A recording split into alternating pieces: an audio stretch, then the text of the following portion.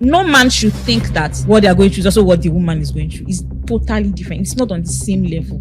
The woman is going through this entire building. You are not going through the toilets of the building. If you are watching this podcast and you are part of those bandwagon of people that say they don't want to give birth because they are keeping their body, I would as well tell you and say that just go and die. I've seen someone who said that she does not want to give birth to more than one child, and her reason is because of she cannot love her children equally.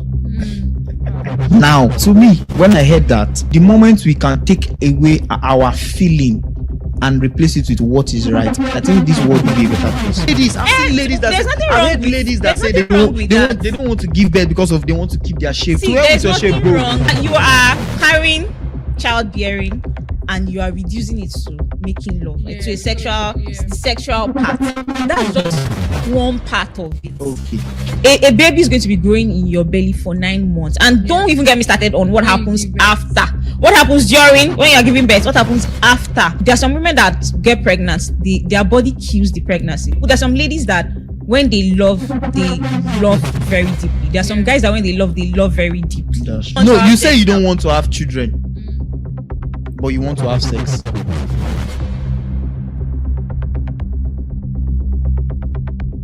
Hey guys, my name is Precious and welcome to the very first episode of Let's Get Real. This podcast talks about honest conversation. We don't sugarcoat the truth. We talk real and raw. Without wasting much of our time, let's welcome our guests as they introduce themselves. Welcome, guys. Hi, Precious. Hi, everyone. My name is Fisayo Patrick. Okay. I'm an entrepreneur. I run a digital agency called Value Add Digital, or VADI for short. And I'm so excited to be here. We're excited to have you here. All right. So, Precious, nice being on this podcast. My name is CJK. I'm into real estate. We help individuals and organizations get the best properties within Lagos and all over the country. That's one. And I'm also a gospel music minister, and I am a man who loves Jesus Christ. Oh, wow. Proud believer. So, without wasting much of our time, I would like to ask us questions around relationship, which is let's just start with the beginning of a relationship, what we know as talking stage, right? Personally to you, what do you think talking stage mean?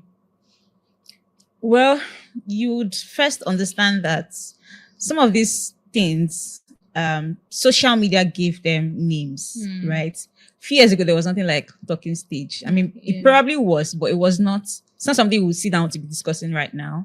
And because of that, it becomes popularized and it becomes necessary to have them. Before, if you are talking, so my understanding of talking stage is having a friend that you talk to, and the friend say as a lady you have a guy that you talk to all the time, and the guy has an intention, at the end of the length of the conversation is to ask you out or something related. So that's what talking stage mean.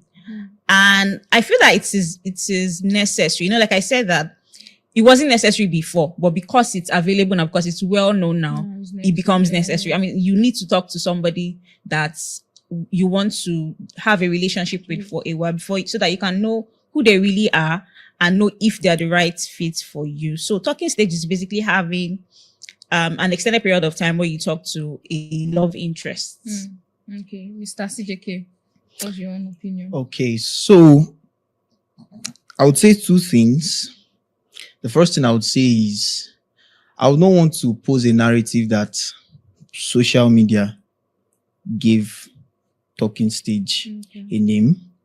And in as much as I believe that it was part of the vehicles that made it go viral and made that talking stage in quotes spread, I would like to say talking stage was originated from people's experience, past experience.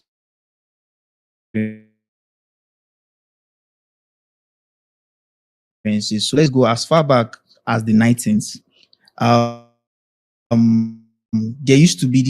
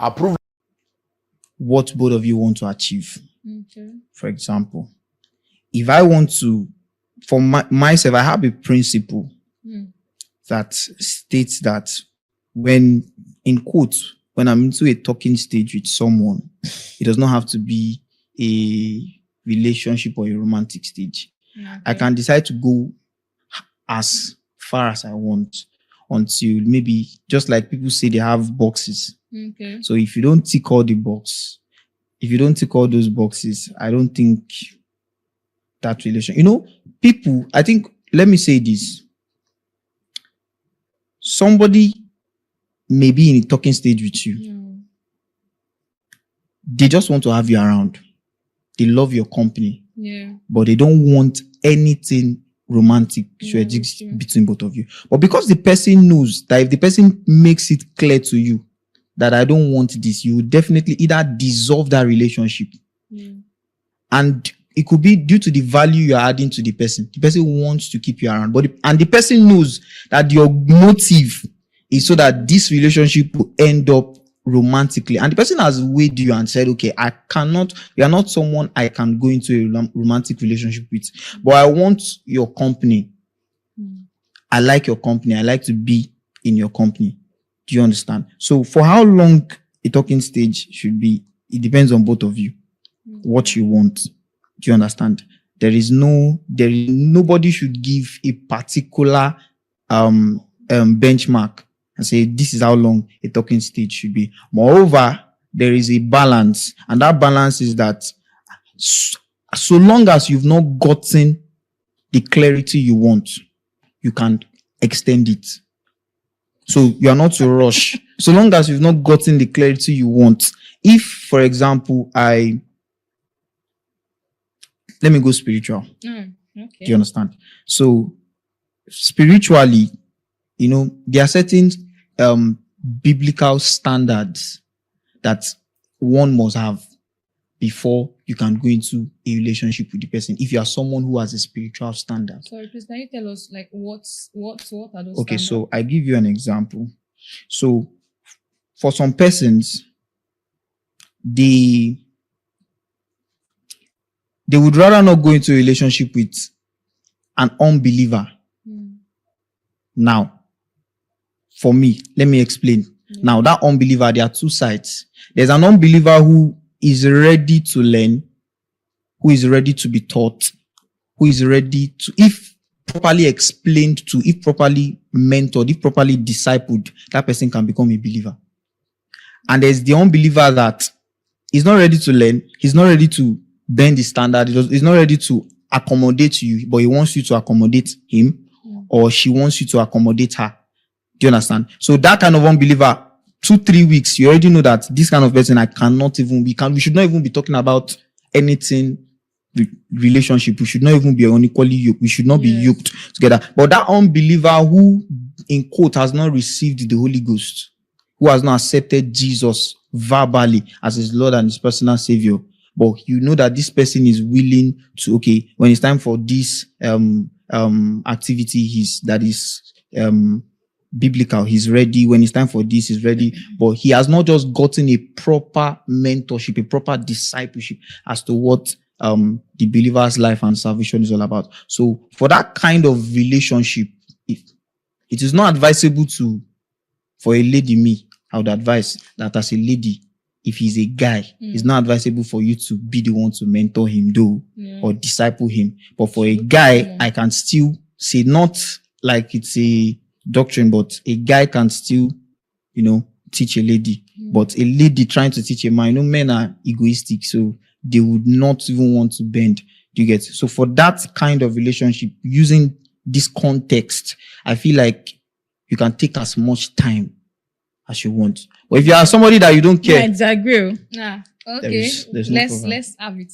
I have a few things that I disagree. Everything you said really makes a lot of sense. I love the spiritual angle, and it's right. I don't feel a lady should spiritually mentor a guy, but you said that it's not necessary for talking stages to go into turn out to be romantic relationships. But I feel that talking stages should either turn out to be romantic relationships or they don't. I don't see any reason why a talking stage should be because you want to keep me around. That's no longer a talking stage. That's just friendship between a man and a woman. Yeah. There are some ladies that, me personally, generally, I think a lot of ladies will say that they love to have male friends than female friends. And I'm one of those people. I just love to be around guys, right? How they speak, how they think. I know guys that also love to have female friends. So I think that is friendship. If we are not talking about dating, ending up living together for the rest of our lives, then it should not be talking stage. And then you also talked about ticking boxes. I don't think that. Okay. I know because you're a guy, of course, that you're a guy, so it is different for you. But for me, I don't think that you should be looking at ticking boxes because you can't find somebody that if you have like 20 boxes, so you now wait until the girl ticks all the 20 boxes, you now be doing talking stage, you now keep her waiting, you now be talking. You're already on serious, because why are you doing that? If you feel that this lady doesn't have what you really want, just gently let her know that, gently, there's a way you do it. You don't even have to tell her that I'm not interested in you again, or this cannot lead to a relationship. There's a way to just relax the conversation, relax the daily talking in the talking stage, and she will get it. But discarding her to look for somebody that ticks all your boxes, or trying to tick all your boxes, it doesn't make sense, because you want to keep her around. It doesn't make sense. And I think what guys now do is, if a lady doesn't tick their boxes, they want to mentor her, guide her, teach her, which is really a genuinely nice thing to do. But if she doesn't tick many of the boxes, you should let her go. Okay, instead of wasting and keep the friendship. Yeah. Right? If it is not going to lead to a romantic relationship, it's not a talking stage. You are talking because you need to know. And you said something the first time. You talked about how you need to talk so that you will know if this is really the person you want. I think that's what the talking stage is for, like you rightly said. But now saying that it doesn't have to lead to a romantic relationship, I really disagree with that. Nobody can waste my time like that, and I cannot waste anybody's time like that. So what do you have to say, Mr. CDK? Don't you think you waiting till she ticks all the boxes? Don't you think you are wasting her time, or what do you have to say about what she said? Okay, so I would still say that she's right if she does not agree. Mm-hmm. Yeah, she's right if she does not agree. And I don't also have to agree also. Do you understand? But I'll say this, and I'll say this. She said, I quote her, that social media give these things a narrative. A name. A name, sorry. Yeah, and I am of the opinion that if something is wrong and it is generally accepted, it does not change the fact that that thing is still wrong. I say this to say this. When you call something a talking stage, no doubt, generally, societally, it is supposed to end up in a romantic relationship. Now, and I ask this question. Who said, or where is it written that I cannot engage you? We cannot sit down to this. Yes, so another opportunity has come for you to be a landowner in Abuja. C of O, checked. R of O, checked. Approved layout, checked. Register survey, checked. Development, checked. Listen and listen well. The Genesis Estate Abuja is one of the hottest land you can ever be a part of right now. In Genesis Estate Abuja, we have almost 50 buildings that have already been developed that is awaiting you to come by and move in. And guess what? We've just signed an agreement to begin 500 housing units along with a government agency. So buying a land in Genesis Estate in Abuja is no more something you need to delay on.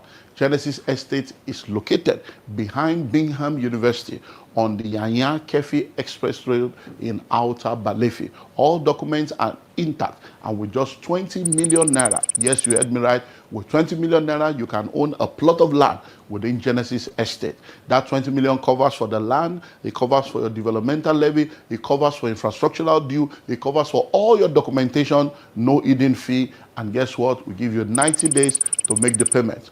Only 70 plots available. Rush now and grab it. I'll see you in the new location. Discuss when we want to call ourselves friends, to know if our values are the same, if our standards are the same, if our personalities are alike.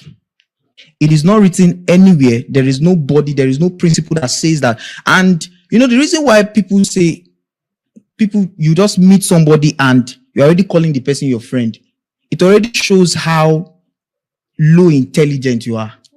It already shows how indisciplined you are. It already shows how porous your life is. Do you understand? And I'm not saying that talking stage should not lead to a relationship. I'm saying that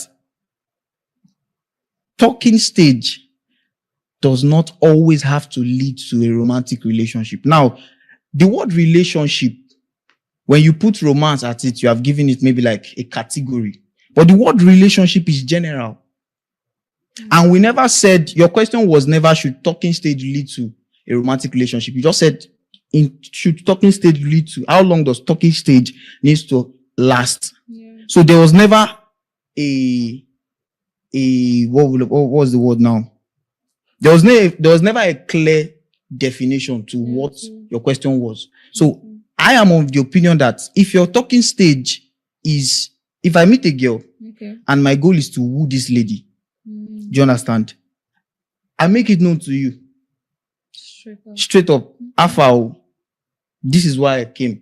But I don't want us to rush things, because when we rush things, you get, I'm somebody that I take my time, because I know that relationship, anytime I go into any relationship with the mindset of forever. And I want to know that you have that same mind.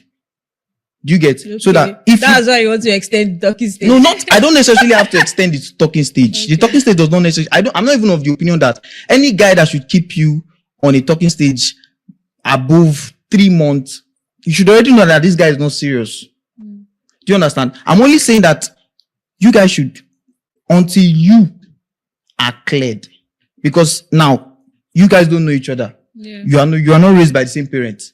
He has a different value. I have a different value. So if I can see that, okay, this person, I can cohabit with this person, 2 weeks, 3 weeks, but make sure you are, my emphasis is on make sure that you are clear. It does not necessarily, I'm not even in support of him ticking all your boxes, but just make sure that you, who is going to tell this person yes, or that you who is going to woo this person to become your companion or to become your partner, make sure you are cleared, because the society we are today, nobody is paying attention to you. Even I have friends that I would, the moment my female friends goes into a relationship, I limit my conversation with you. I limit the amount of time spent together, because why? You are accountable to somebody now. Do you understand? So don't bring upon yourself a burden that you cannot be able to bear. That is my emphasis. A lot of ladies, a lot of women have gone into relationships. Oh, this is that. And only to find out that that guy was opposite, that lady was opposite of whom they expected. But you know, when you go into a relationship, most of the times, a lot of people are managing those they call boyfriends and girlfriends. And some guys now, what guys now do is that they'll keep you around while they are misbehaving with other people. Yes. They will keep you around. Yeah, ladies do that too. Yes, ladies do that too. So why waste my time? Why would I waste my time going after other people when I can as well take my time, get what I want, stay there, build, get married, do what I want? Now, I'm not saying that life would not throw its own challenges at you, but it's better that, my dad used to say something that, prepare for life, because life is always preparing for you.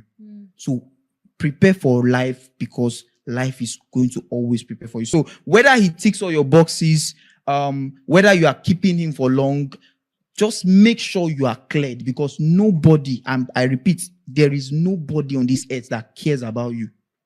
Even the guy you are going into a relationship with. He cannot love you. I don't think that's he cannot love you more than the way you should love yourself. So I feel like you should prioritize yourself first when going to a relationship. Now, when you guys now meet, then but make sure you're that's clear. not really an interesting outlook on life, right? Okay. And I totally get what you mean. Nobody's coming to save you. Nobody cares about you more than themselves, right? You are here now. We are friends, but that doesn't mean that I like you more than myself. Do you understand? But you still need to know that there are people that care about you regardless. Yeah. That's true. So if you are going to a relationship with someone, don't have the belief that the person doesn't care about you as much as. There's some ladies that when they love very deeply. There are some guys that when they love very deeply. That's true. So if you keep thinking that nobody loves you more than you love yourself, it affects the relationship. It affects your behavior in the relationship. It affects how you treat the person. And what I really want to now say is, so you said it is very important to be clear. That's so true, right? But that doesn't mean that you will still not see surprises in the relationship. That's definitely. But what if it took you 6 months to be clear? The person that you now got cleared about is not like, I cannot wait again. Okay. It is why it has to be clear. And because of your clearing, people are leaving. Yeah. Ladies are leaving or guys are leaving because why is it taking so long? Okay. So that's why I said that I don't think that's an important, is a good outlook about life. If you clarity does not need to take that long. Yeah. Especially in relationship. You already know the kind of person you are. Okay, this is who I am. I love my privacy. I'm an introvert. I love to take my time before I make decisions. So you're looking for somebody that will complement that for you. If you meet somebody that is the opposite, or sometimes the opposite of that can even work for this kind of person that you are. Sometimes it's the exact same person that works for you. Yeah. But you will know in the conversations, you will know in your interactions, right? But your clarity should not take so long that they're now, you understand what I mean? People are now leaving and you keep restarting talking stage, you keep restarting friendship, you keep restarting relationships up and down. If you already know who you are and you already know what you want, when you see what you want, you know. You know. Even if the person at the beginning of the talking stage is not really into it, is not really all that.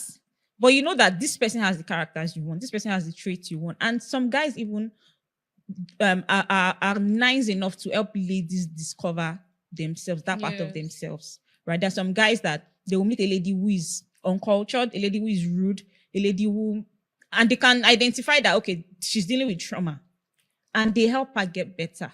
Do you understand? Because you yourself know what you want, and you have seen it in this lady, and you know that this is what this lady needs so that we can work well.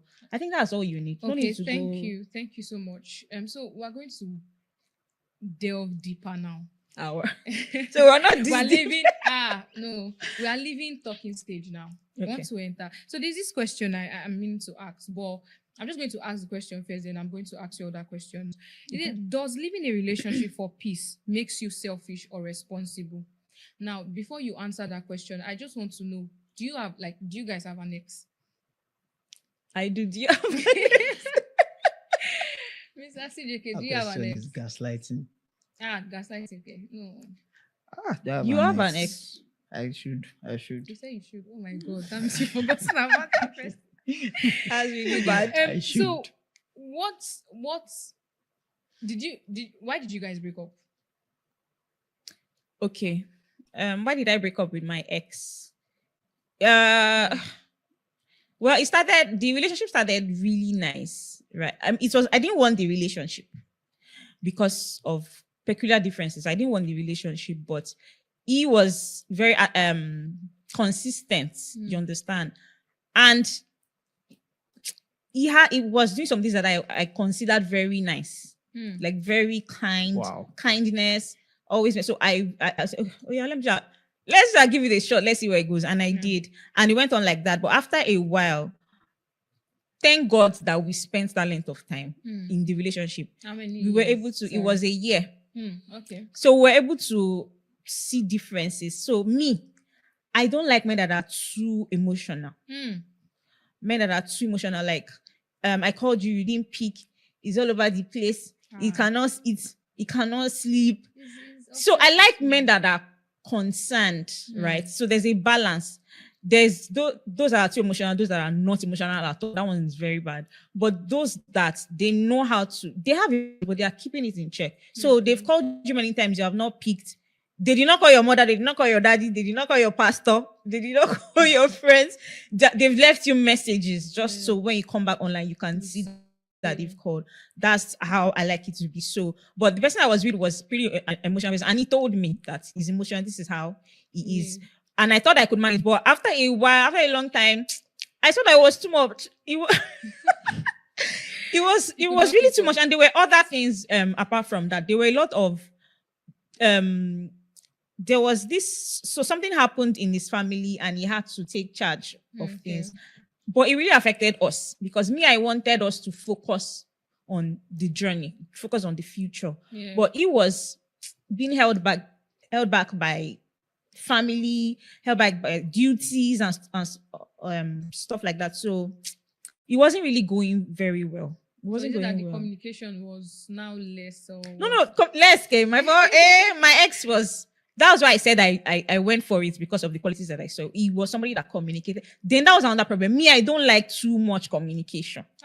Wow. Right? Always calling, always checking. Every hour you're checking on me. Every hour. I beg. I'm busy. I'm a creative. I need time to work. I need time to think. I need to do deep work. So we came.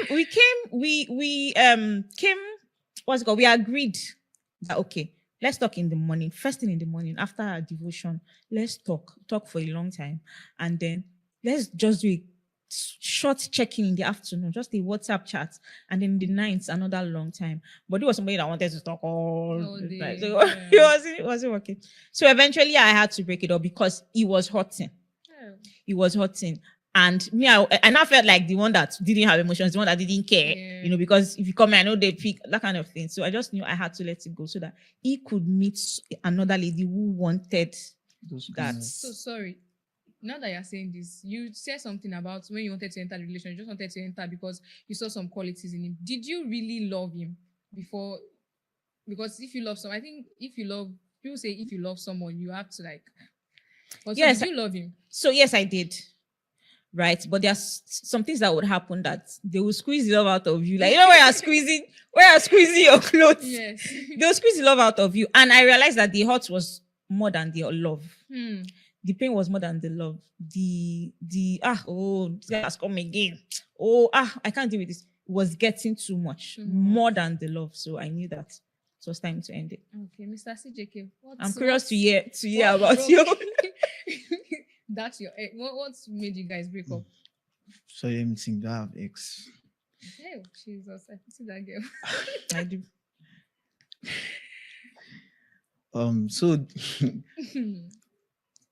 So the reason why I said if I had the ex was because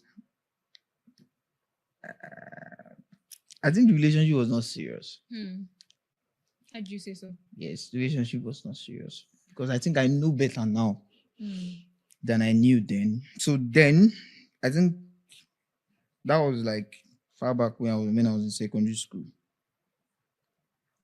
I think that was the last time. Secondary school? Yes, when I was secondary school. You were dating secondary school? Did you consider that as a relationship? So no. You were dating secondary school? So I dated the person while I was in SS3. No. Okay. So it was our relationship lasted SS3 till I entered uni. Okay. So why I said the relationship was not serious was because of how we started. So that's another story for another time. So the question, or the main question I want you guys to answer is, does living a relationship for peace makes you selfish or responsible? Okay. So I would answer two ways. Number one, it is best to live when you find out that it is draining. So communication is meant to do two things. It's meant to impact you as well as it is impacting the other person. Number one. And number two, communication is supposed to be both sides. So one person should not be giving more than the other person. Yeah. Yes. And I feel like when something is imbalanced, if both of you have not come to the agreement whereby you are now saying, okay, this thing is imbalanced, let's try and make it balanced, it cannot work. So I think in that situation, it is best to leave because of peace. Let's just peace. So it does not make you selfish. So it doesn't make you selfish in that situation. Now, there's another scenario whereby this is what is trending now in my generation, where I can be in a relationship I can go into a relationship with a girl for a particular selfish reason. Once I get that reason, check out. So, for example, I would just be raw since we are on Let's Get Real podcast. Yes, be raw. Okay, so I had this friend of mine while I was in school. That's uni. So this guy, he was a believer in quotes. And this guy is always, he always has this adventure in his head that when I will date, when I'll go into a relationship. And I was a very serious-minded person. Although not serious, but I was, there are some conversations I don't have. Yeah. There are some things I don't dabble into. Not because I don't want, not because I can't, but because I don't want to. So when the guy is around me, he's always telling me, it's not good, do my babe, when I will do my babe. So unknowingly to us that the guy was dating. And he was dating the girl because the girl parent has money. Do you understand? Yeah. So I did not even know until I was maybe 400 level. So, but me, I used to keep the guy around. The guy is everybody knows the guy to be very close to me. Yeah. So I started hearing rumors. Like I was hearing different rumors. Some persons were saying that's how he is.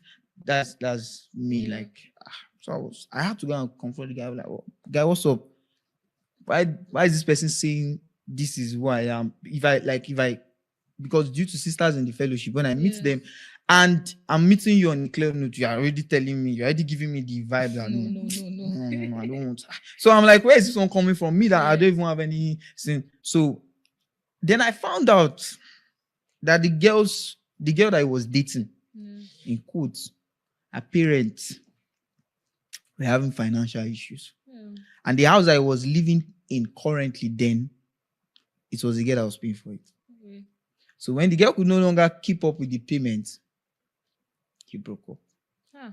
So now, from this scenario, I think and I know, because I told him that guy is selfish. Do you understand? So yes, he is. That in that kind of context, I feel like him leaving that relationship is him being selfish. So I don't want to say anything further than that. Okay, thank you, Mr. So Miss Fisayo, what's your let's hear? I believe that live a relationship for peace, because of peace, and if you do that, you are being responsible. You're not being selfish. I recently watched a sermon, and a popular Nigerian pastor who is a marriage counselor said something that was very shocking. He said that marriage is not, that's married, when you're married, is not a place where you experience peace. Marriage is not for peace. Marriage is for joy and love. So because a peaceful marriage, a man and a woman might not talk for 6 months, for 7 months, and they are both experiencing peace, and they are married, and they are living together, eating on the same table, sleeping on the same bed, and they are not talking to each other. And that, he said, that's peace. But there's no joy there, and there's no love there. But I believe that a relationship should be peaceful, because you're going to get married. Things will happen. Relationship you can leave at any time. Marriage you can't. If as a Christian you can't do that, right? If there is no peace in your relationship, leave, because as you're not having peace, the person is also not having peace. So you're not being selfish. You are even helping the person to experience the peace that they don't have. If you're in a relationship with someone, you're always fighting, you're always arguing, there's trust issues and stuff like that, you're both not at peace. So even if you don't want to live for yourself, live for the person. Let the person experience peace. So it's just being responsible. Okay, so the last question concerning this, take for example, I know you guys are not married, but what do you guys have to say about, let's say the man wants children, but the woman does not want children, or the man does not want children, the woman wants children? Do you think that's a good reason to leave a marriage or a relationship? Let's just say, for example, you guys are in a relationship and you're discussing marriage issues, and I'm like, I don't want to give birth, and you say you want to give birth. So what do you think is selfish of that person to leave? Is that a good reason for the person to leave the relationship? Okay.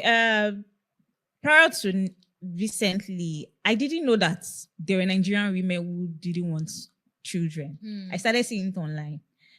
You know, it's the whites that are the Oyimbos that do that. Yeah, they get married, they don't want children, and they're fine. Yeah.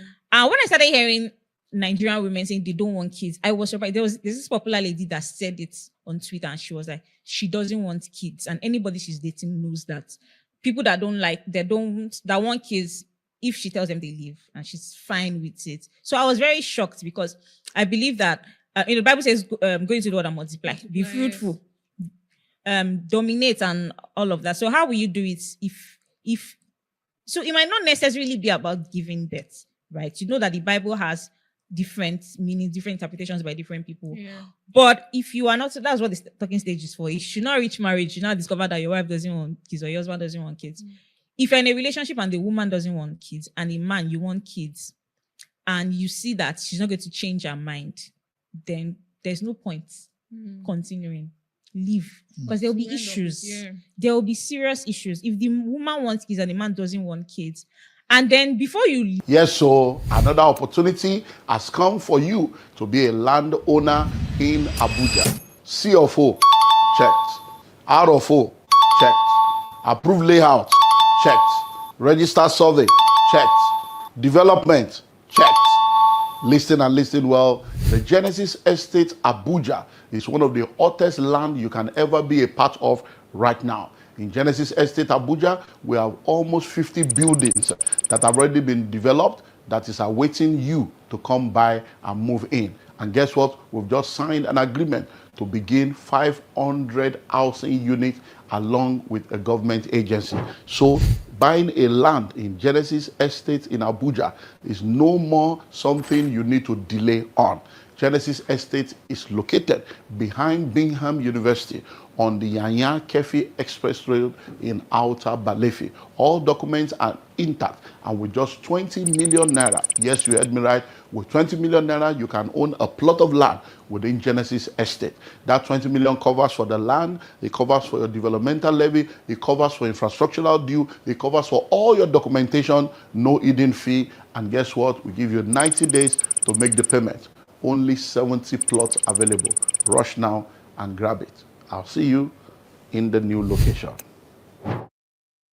Leave just disappear like that. You need to now probe, ask questions. Why would a man say he doesn't want kids? Maybe he has kids from a previous relationship or a previous marriage.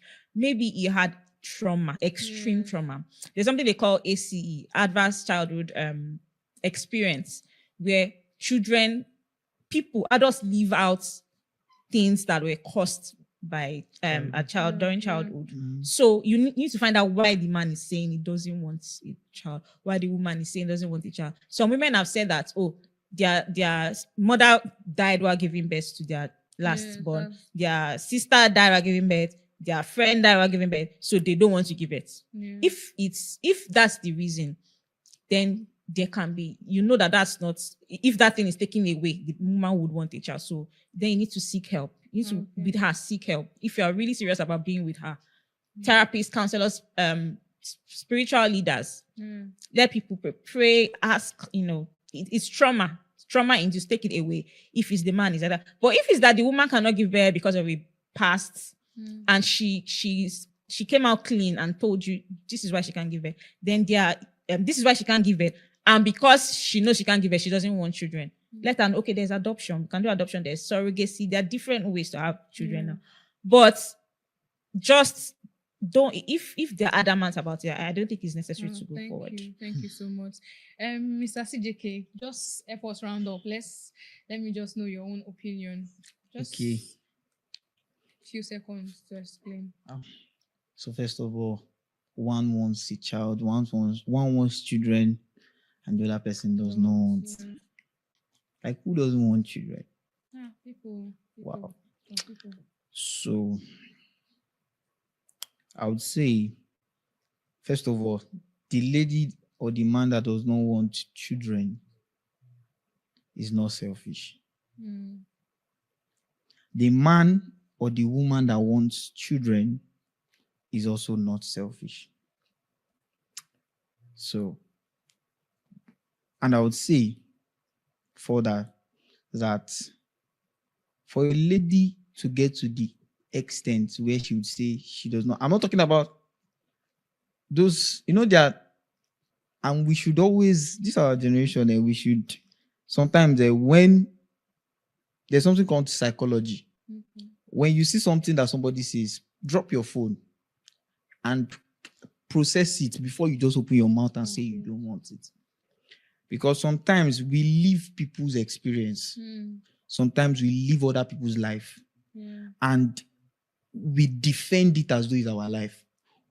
When we come in contact with proper clarity, sometimes it might be too late before we now realize that we're actually not living the life that we want. Do you understand? So, just like what she said, when a lady does not want children, it means that it could be that she has seen somebody die of childbirth, or she has seen somebody, or she has a trauma, or I've seen someone who said that she does not want to give birth to more than one child. And her reason is because of she cannot love her children equally. Wow. Now, to me, when I heard that, I already know that this person is suffering from lack of love. Because it means, say, love did not reach her for where she's coming from. And, we must also learn to be, remove our own emotion when we are making certain judgments. Do you understand? Sometimes it's not all about what you feel, it is about what is right. Do you understand? So we should, the moment we can take away our feeling and replace it with what is right, I think this world will be a better place. Because you cannot, everybody, at least when your family is, when you have more than 1, 2, 3, 4, 5 children in the house, you know that your parents, they are not God. They can only love you the way they feel they can love you. Do you understand? So for somebody to come up with that kind of narrative, that kind of doctrine, and say that she does not want to give it to one child, it means that already this person is. So for somebody to wake up and say, I feel like you are even wicked. No, seriously, I feel like you are wicked to say you don't want children, because you are wicked and you are selfish. Now, listen to me before you judge me. So now, I give you an example. So imagine your mother said she does not want children. She didn't give birth to you. And she didn't give birth to you. Would you have lived, not to talk of living a life that now says you want children? Now, people that say this, I feel like, thirdly, they are also irresponsible. Because responsibility states that, first of all, when they say, Yorubas have this saying that the day a madman realizes that he's mad, what he's doing is wrong, that's the day his healing has come. Now, for you to say you don't want children, if you are going through a trauma, seek help. For you to even decide, because some of these people that say these things, they've just decided to live with it. It means you are wicked. And you are not being wicked, you are being wicked to yourself. You are being selfish to yourself. Do you understand? You are being irresponsible to yourself, because you know that you either, maybe, for example, you saw somebody die. Why don't you talk to someone? It's not as easy as that. Now, it's not true. It's not as easy as that. And I think that also, when you are ready, change is not change is. I used to say this, that change is an action word. So when you say you don't want, if I meet a girl that says she does not want children, I'll just say in my mind that I can't marry this lady. But me, I'm someone that I'm very inquisitive. I want to know why. Why don't you want children? When I start hearing things like, oh, my mother died, my dad died, and this and that, my auntie died. First of all, the first question I need to ask already from the natural perspective is, are you your mother? But from a spiritual standpoint, I already know that this person is suffering from fear of the unknown. Yeah. Do you understand? And should I shock you? Believers now are also making that same proclamation. Okay. The so-called Christians, they are saying they don't want children. Now, that's wickedness, bro. I don't think it's wickedness. No, for me, that's my personal opinion. Yeah. If I see somebody that says she doesn't want children, I'll be like, bro, why are you? It's not wickedness. You need to know their reasons. And you're not wicked to yours. You're not being wicked to anybody. You are being wicked to yourself. You are not being wicked to yourself. You are being selfish to yourself. That's my opinion. If I see you, I say, I would not tell you what you are doing is bad. But in my mind, I'm just like, I cannot associate with you because you can't give love. And again, don't forget that it's the woman that is bearing the children. Yeah. There's a lot of pain associated with it. No doubt. So you're talking from the perspective of a man by saying that she's being wicked to us. Now, let me. A woman can decide not to give birth just because of self-care. Yeah. It could be that she's going through emotional trauma. I don't even want to use it. Sometimes it's not even trauma. I want to ask it could a question. be emotional reasons. It could be mental reasons. Okay. Yeah. It could be anything. Okay. So just outrightly saying she's wicked and she's selfish to herself, I don't think that's the right word. So I want to ask you a question. So the process that produces child is called what? Now, I don't want the general word. Wait, I hope you're not going where I think you're going. No, that's what I'm saying. Now you are trying to say that the process of bearing children is just men and love making. Yes. So if both of you come together and you are making love and you are telling me you don't want to give birth, then don't make the love. Is it every making love that must go to? Oh wait. Okay, people that so making love has to be to give birth. No, don't get me wrong. I'm talking about when you say you want to make love. Okay, so maybe it's me that don't know maybe it's me that don't because I don't understand. I don't understand why somebody. You cannot understand. You are not a woman. I understand that you've gone through trauma and all that, but seek help, bro. Seek help. What if it's not trauma? What if it's just a decision? If you even it's even worse when you say you don't want to give birth because of you are keeping your body, bro. That body. No, I've seen ladies that say, I've heard ladies that say they don't want to give birth because of they want to keep their shape. See, there's nothing wrong. See, let me tell you something. If you are watching this podcast and you are part of those bandwagon of people that say they don't want to give birth because they are keeping their body, I would as well tell you and say that just go and die. No, that's too extreme. No, that's true because this body you are keeping, one day, hope you know that one day, one thing can happen to that same body you are keeping. And that thing should come. But for them, they don't want it to be child. See me, I don't want to talk because before you guys will drag me. They don't want it to be I'm just saying, I don't mean to judge. What I think I don't mean to say anything. Is that you must let the person that you are with know. So or you are going to be with know that this, you're not giving birth. And this is why. If you don't say that, if you keep quiet until it's time, that's when you can say the person is selfish or wicked. Okay. So but that decision, just having that decision does not mean somebody. I'm still saying it. Whether you drag me or not. We will drag you on this one. Whether you are talking like a man. Whether you drag me or not. See, there's nothing like, I'm not even speaking because of I'm a man now. Some guys are still there that are very, very, very, very insensitive to say that you don't want a child. Now, if you could reduce number, no wala. But saying that you don't want to reciprocate the love that has been given. See, bro, your parent loved you. That's why they brought you to this world. You should be able to love another person to bring the person to this world. Now, giving birth is not giving birth. Giving birth to children is not. How, bro? You should give birth, bro. Give birth, bro. If I'm your friend and I hear you say you don't want to give birth, bro, I would not say anything to you, but I'll make sure I will do everything in my power that you are disciplined. You are disciplined. Yes, you are disciplined. Because now what she's saying that like the lady that she mentioned that came on internet and said and she's a Christian. And she's a Christian. Mm-hmm. Now, do you know why I said the person is irresponsible is because of you've admitted that there's a problem. For you to be able to talk to somebody and say that, oh, I don't want this, you have to give reasons. Yeah. Abi, you cannot be telling me you don't want children and you just say, and I ask you why, and like, no, I don't just want children.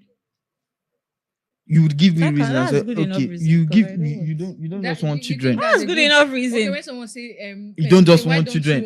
Just say, so let me now say that. Let me now come from the guy man aspect and I meet a lady and I say, tell the lady, I don't want to make money. It's not the same thing. No, it's not the same thing, but it's you not know, the same for thing men, for men. Totally different. But you know, for because men and women can make money. That's true. Men cannot have children. Mm. Yes. And this concept So of child if a man tells you he doesn't want to have sex, if man says he doesn't want you to say you there don't are men that say they don't want no, to have you sex say you don't now. want to have children, but you want to have sex. That's why we were saying that have But that you know that sex is conversation not at the just beginning. For For childbirth. It's That also I'm for not saying. what I'm not makes saying. I'm not saying. satisfaction, just to, Okay, build okay, intimacy in the relationship. Yes. okay, Yes. and all. satisfaction. So okay, satisfaction. As long as it's within the Wow. confines of marriage. Wow. Yeah. So now you get married to somebody. Person is me. I'll be. Let me use the word. The guy will be releasing. Do you know He's the problem? depositing. Imagine Wait, you're do you know the depositing problem and you're is not that I'm withdrawing. agreeing What are with you you now? telling me? God. You are carrying childbearing and you are reducing it to making love, like to a because, sexual, yeah. the sexual part. That's just one part of it. Okay. A baby is going to be growing in your belly for 9 months. And don't even get me started on what When you happens give birth. after. What happens during when you are giving birth? What happens after? So There are some women that get pregnant. Their body kills the pregnancy. There are some women that they Yes. get pregnant. After the first trimester, it leaves. They get miscarriages. whole lot of There are things women that women women come are out and tell pregnant. you what they have gone through in this matter of childbearing. There's some women Yeah. that they've tried many times, it didn't work. Yeah. Maybe their marriage ended because of that, and now they are meeting somebody new, and they don't want to go through that stress again. yeah. Will you now say that person is wicked? I want to ask you a themselves? question too. Do you think that when a woman is pregnant, it affects only her? Hey, see, don't bring it up. This is Look, the it topic affects that people. I feel got like it affects somebody Because you to are be talking now. dragged You are talking on now. Twitter. You are talking now. I don't care. Me, I don't care though. You are saying now that because everything you are mentioning, you are just saying when a woman, other women comes and they explain to you, see, bro, I've seen one man. If I don't know anybody, I know that one man that he ran into a shop, just packed beverages and ran. because Yes, I saw a matured man was crying. Make person who don't reach like 40 years, make it a cry. You see men, I've seen men that old enough to even give birth to me. I've seen them like they cry like this. They'll be asking you childbirth or childbirth, the responsibility because you mentioned two things. You mentioned childbirth and what comes after. Yeah. Do you understand me? So let's not create a society whereby women are feeling as though I'm not watering down giving I know birth. you're not watering Giving it birth down, is right. a very, very, but don't also paint a picture that states that men are not also. the thing is, what we need to understand is the woman carrying the child is going through something, right? Yeah. The man also is going through also something. But where we will have problem is when you now begin to put it side by side. The men are going through a lot, and honestly, we don't talk about what men go through too. Yeah. We always focus about women. The men are going through so much, especially being the head of the home, being the caregiver during that period, being the one who will need to provide security, finances, and all of that. Men are going through Can you see the stuff. list? But Can I see the list? it is nothing compared to what the woman is going through. And we need to understand, right? So, say I'm pregnant. I don't even understand what is. I wake up in the morning, I don't even understand what is going on. I'm disoriented. I don't even know what. I'm not even hungry. I feel as if something is clawing at my soul. Yeah. Right? And then the man comes, he's hungry, he wants to eat. But because of the way the woman is feeling, he can't eat. Because she can't cook. And it's usually somebody that doesn't know how to cook. And because of that, he's sad, like, God, I'm hungry. Will I have to go and eat out again? That's one thing. there are so many things. It could be that it's not even financially buoyant. It could be that it's not even in the right space. It could be that he didn't even sleep overnight because the pregnant wife was troubling him, right? But still, it is nothing compared to what the women go through in childbirth. And giving birth, getting pregnant and bearing the child is not the only responsibility of the woman. There's still the process after that. There's still breastfeeding. There's still, I've not given birth before. I don't know how it feels, but I have been around people who have given birth. I have seen what people have said about it. It is a whole lot. It is a whole lot. So when we talk about it, let's not ignore what the men are going through. But no man should think that what they are going through is also what the woman is going through. It's totally different. It's not on the same level. The woman is going through this entire building. You are not going through the toilets of the building. What's that? Right? In different dimensions, in different propensities, but it's not the same thing. That's why if a woman says she doesn't want children, and then you said something like, I can't remember how you said it, but if a woman says she just wants to give birth and she tells her partner why, that's okay. Then you now you are now angry. Why would she say she's not going to give birth? What's your freaking business? I will not get angry, and she will not come and be explaining partners to you why, because she doesn't owe you any explanation. She owes her partner and the people that really love her an explanation. No. If I'm talking from if I'm the partner. If you really love her, you will want to find out why. See, let me tell you. I'll definitely find out why. If I find out why, I don't need to lie to myself. We cannot work out. I love you so much. If you find out why, you still will not work out. If I find out why, and of course, I'll try to, assist.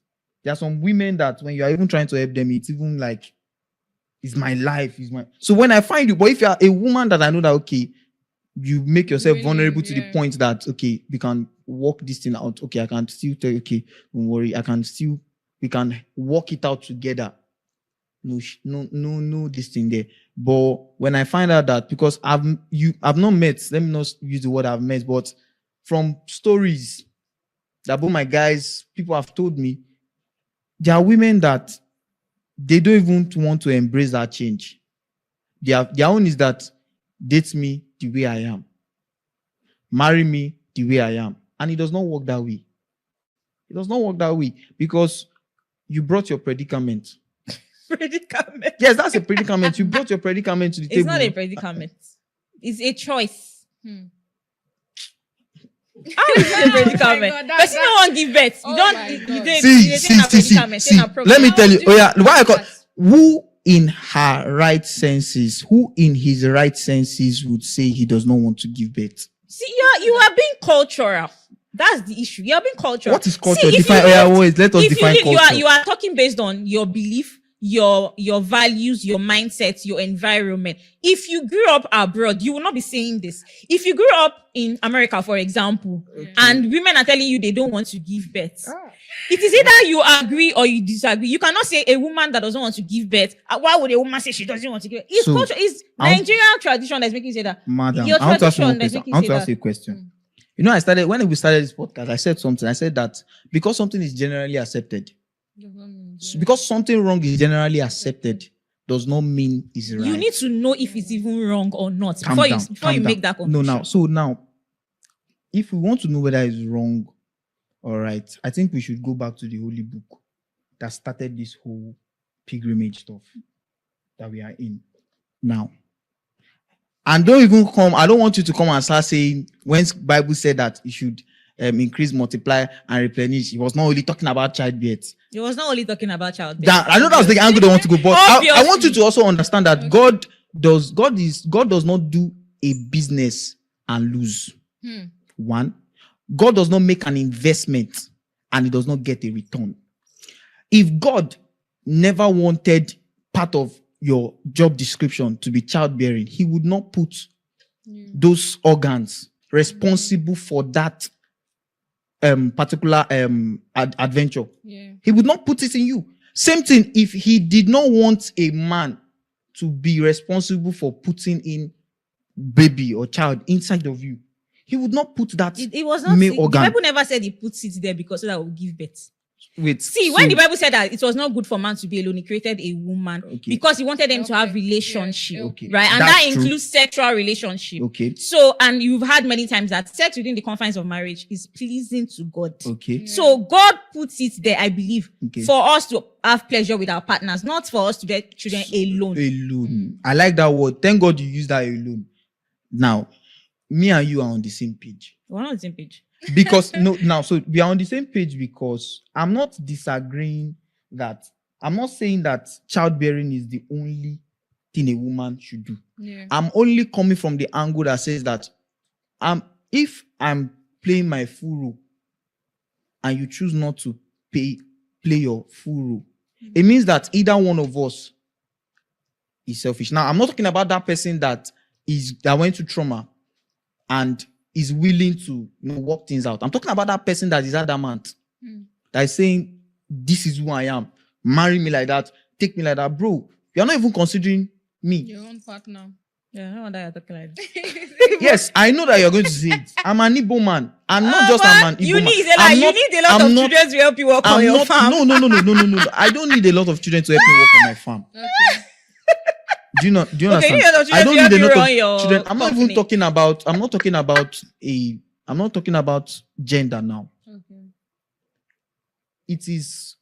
See, there is a joy, and you cannot tell me women don't have that same joy. When you can see, I think I met somebody that explained love to me in a very sweet way.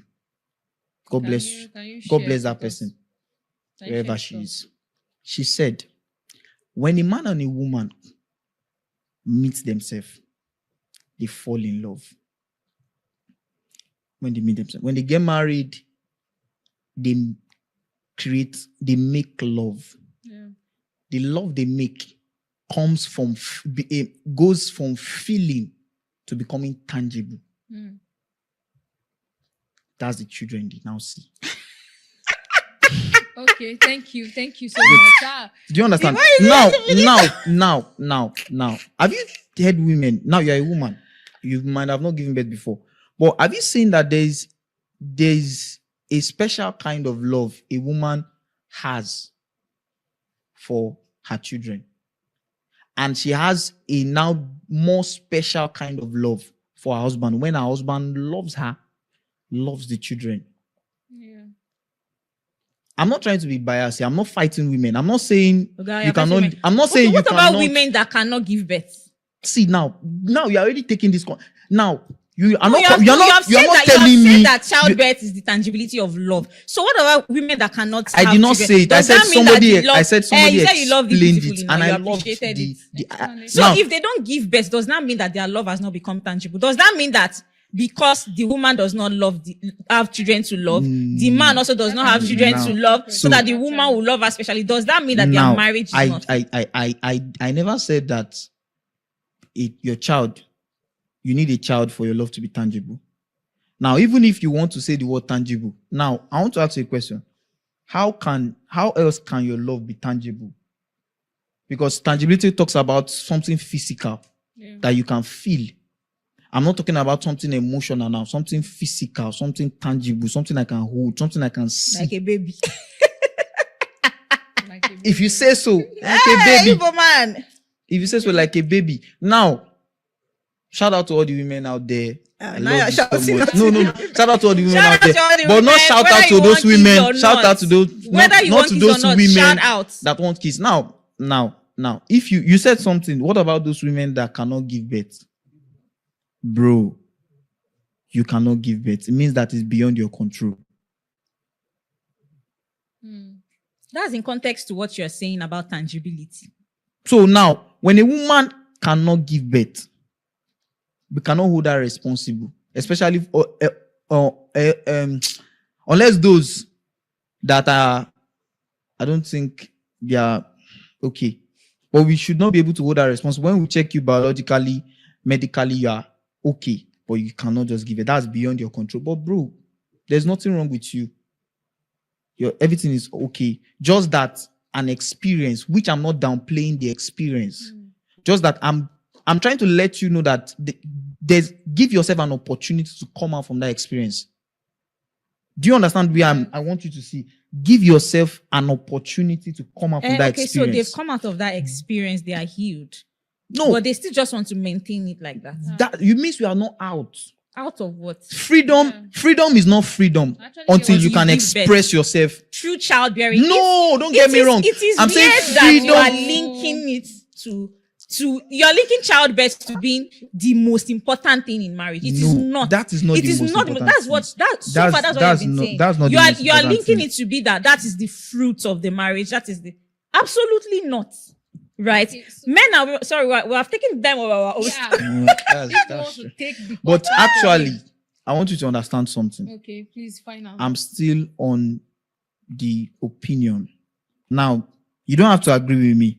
We do not agree. You don't have to agree with me. Okay. In fact, you can still choose not to give birth. When I see you, I will appreciate you. Shake hands, we'll hug ourselves, and you go. Do you understand? If you have an occasion, you invite me, I'll come. That's my life is very simple. But bro, when you are 80 years old, don't call my child and say, son, You don't my need son. biological children. How many 80-year-old people are surrounded by calm biological down. Now, children like that? but you just said, see, let's not deceive let's- ourselves. let's You not- need, let's not- see, if you need this thing, so we need it. They don't need it. See, me, When I you want need to this give thing, birth. when I you love need this children. thing, I want to have because these children. same women I that do say not they don't want negate to give birth, other these same people's men, opinion. these same men that say they don't want to give birth, these same women that say they don't want to give birth, you are comfortable adopting another person's child. Nobody's talking about adoption. That's not. Some of them are comfortable adopting, and some of them are comfortable when another person carries their child for them. Yeah, Now, but I'm not children downplaying need you. to be adopted now because there are children that don't have parents. There's some people that give birth and I'm they not die. saying you are taking my Those conversation children to need to be another taken place. care of. You are taking because my now you are conversation saying to another that place. where you are going to is children. If you don't give birth, then you'll be looking for somebody's child to adopt. There are children that need to be adopted True. because So, they don't have wait, sorry. guardians. So I think that this conversation should be done after because you guys. Let's go. So and let's continue just behind round the up. scene. Let's I round said up. that this podcast Let's is go Let's and round continue up. it's behind about the scene. getting real. round up. Let's do a debate. So Because- you bring your points, I bring my points. Because wait, we are going to close first. You guys are going to argue after this. No. After this show. there's no Yeah, no argument worries. after You this. guys Me, have I'm edged- running. their opinion. So thank you guys for watching. Please do well to follow us on all social media platforms. Nobody should come to my which social will media be shown account. on the screen. So thank you and God bless you.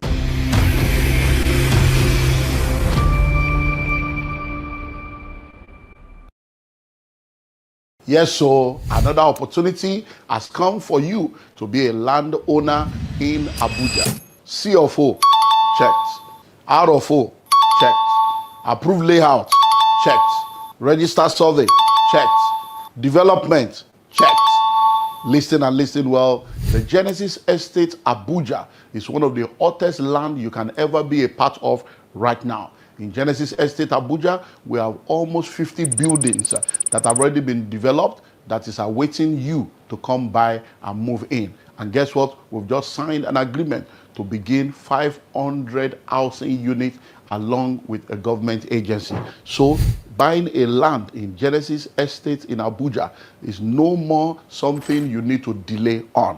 Genesis Estate is located behind Bingham University on the Yanya Kefi Express Road in Outer Balefi. All documents are intact and with just 20 million naira, yes, you heard me right, with 20 million naira, you can own a plot of land within Genesis Estate. That 20 million covers for the land, it covers for your developmental levy, it covers for infrastructural due, it covers for all your documentation, no hidden fee, and guess what? We give you 90 days to make the payment. Only 70 plots available. Rush now and grab it. I'll see you in the new location. Hello out there. When the School of Money book was published and released in 2012, little did I know that it was going to become a global bestseller that would turn the lives of millions of people around. Since 2012, the book has not just gone on to become a bestseller, it has become a daily radio program, it has become a weekly TV program, it has become an entrepreneurship academy that has graduated thousands of people since 2012.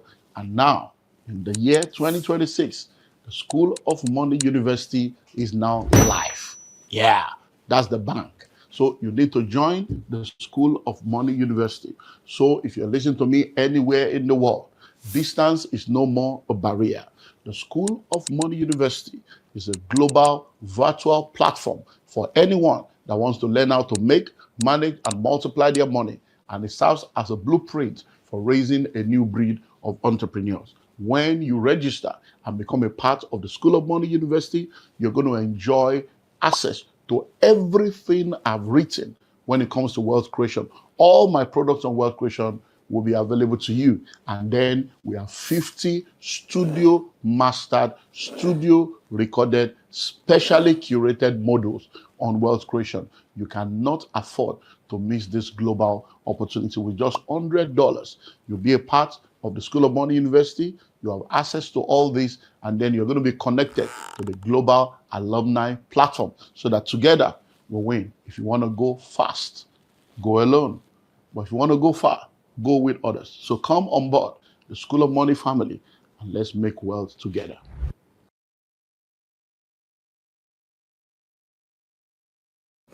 Hello out there. I know you probably heard that over 80% of businesses that are started fail within the first 5 years. But have you ever found out the reason why?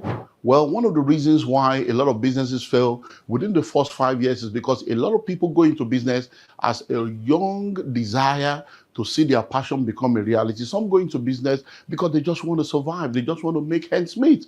A lot of people go into business because they have technical skills and they want to turn their skills into business. But many of them do not realize that without business skills, you will not be able to do well in business. And that's why in 2012, we launched the Entrepreneurship Academy. The Entrepreneurship Academy was put together to raise a new breed of entrepreneurs and create a platform where interested individuals can come into a family, into a tribe where they are trained, they are equipped, and they are mentored to become world-class entrepreneurs. Within the last few years, since 2012, we have trained thousands of people. Hundreds of them are doing amazingly well in business, and some of them have become multi-billionaires with proofs to show. If you are listening to me right now, you are in business, or you like to go into business. I want to invite you to take advantage of the global platform that we have made available to you to go through the Entrepreneurship Academy online. It's now global and it's virtual. You don't need to spend 9 months in a business school or spend 1 year in an MBA. You can have your own MBA right on your fingertip or right on your tablet in the comfort of your home or the comfort of your office. So register now. Click the link on the screen and be a part of the Entrepreneurship Academy. You know the amazing thing? Once you're through, you're going to be a part of the global mentorship platform. And together, we'll move from glory to glory. Welcome to the next chapter of your life. Have you heard of GRIP 2026? This is not a public training, it's a private room where serious-minded, intelligent, and intentional individuals, families, and organizations are coming together to learn what they need to learn in order to win where they need to win. There are things that people do in secret that makes them to shine in the open. And if you become a part of this room, then you'll be ready to shine in the world of real estate and become a major player. If you understand this message, you will know that this is for you. Join us now.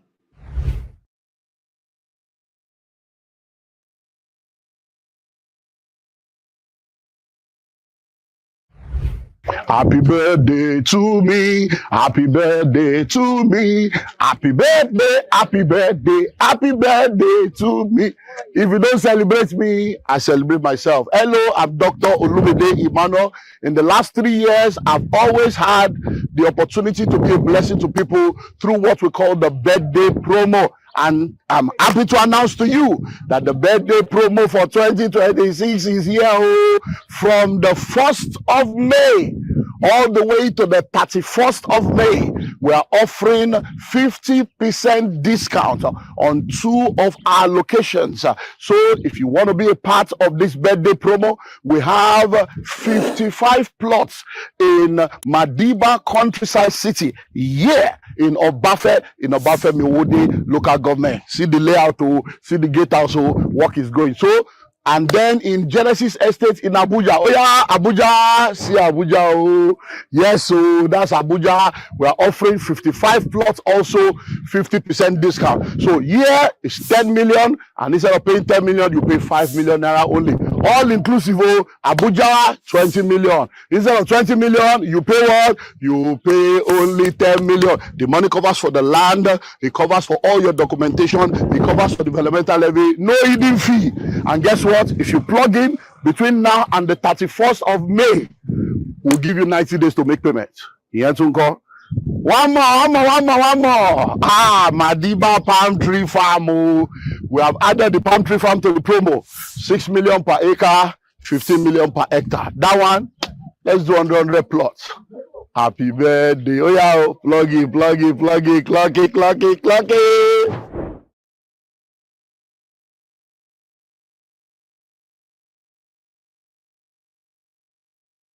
Yes, it's the 1st of May 2026, and this is the best month of the year because this month on the 20th of May will be my birthday. And as my custom is in the last few years, I have good news for you. So I say congratulations to you because between the 1st of May and the 30th of May, you have an opportunity to plug into the 50% promo in our Genesis Estate Abuja. Yes, you heard me right. 50% birthday promo. So instead of 20 million, you pay just 10 million naira. With 10 million naira, you have a plot of land. It covers for all your documentation, covers for developmental and infrastructural due, no extra payment, and you'll be allocated immediately you complete your payment. Listen and listen well. We have just 50 plots available for this birthday promo. So you have this month of May to plug in, and we'll give you 90 days to complete payment, but your first deposit must come in this month. So Genesis Estate,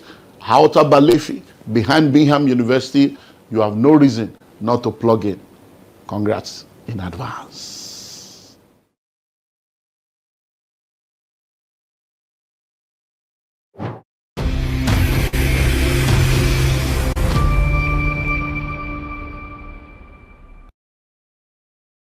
Hello out there, I'm Dr. Olumide Emmanuel.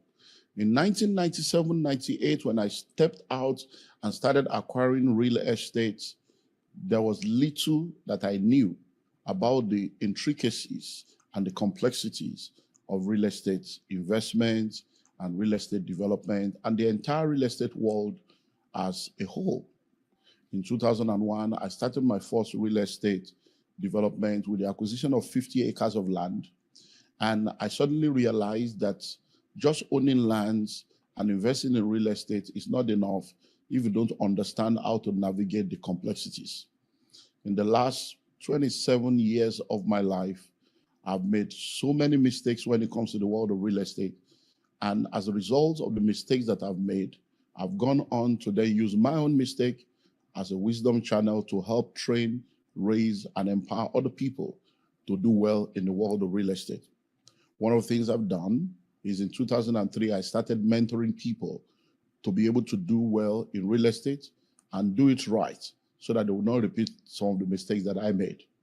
The reason why I started that real estate mentorship platform in 2003 was because when I started, I did not have people to show me the way. I did not have examples to learn from. There was no one to mentor me. And as a pioneer in the modern real estate world, I needed to use my head to hit the wall on many occasions in order to bleed and then begin to use the bleeding to help bless other people.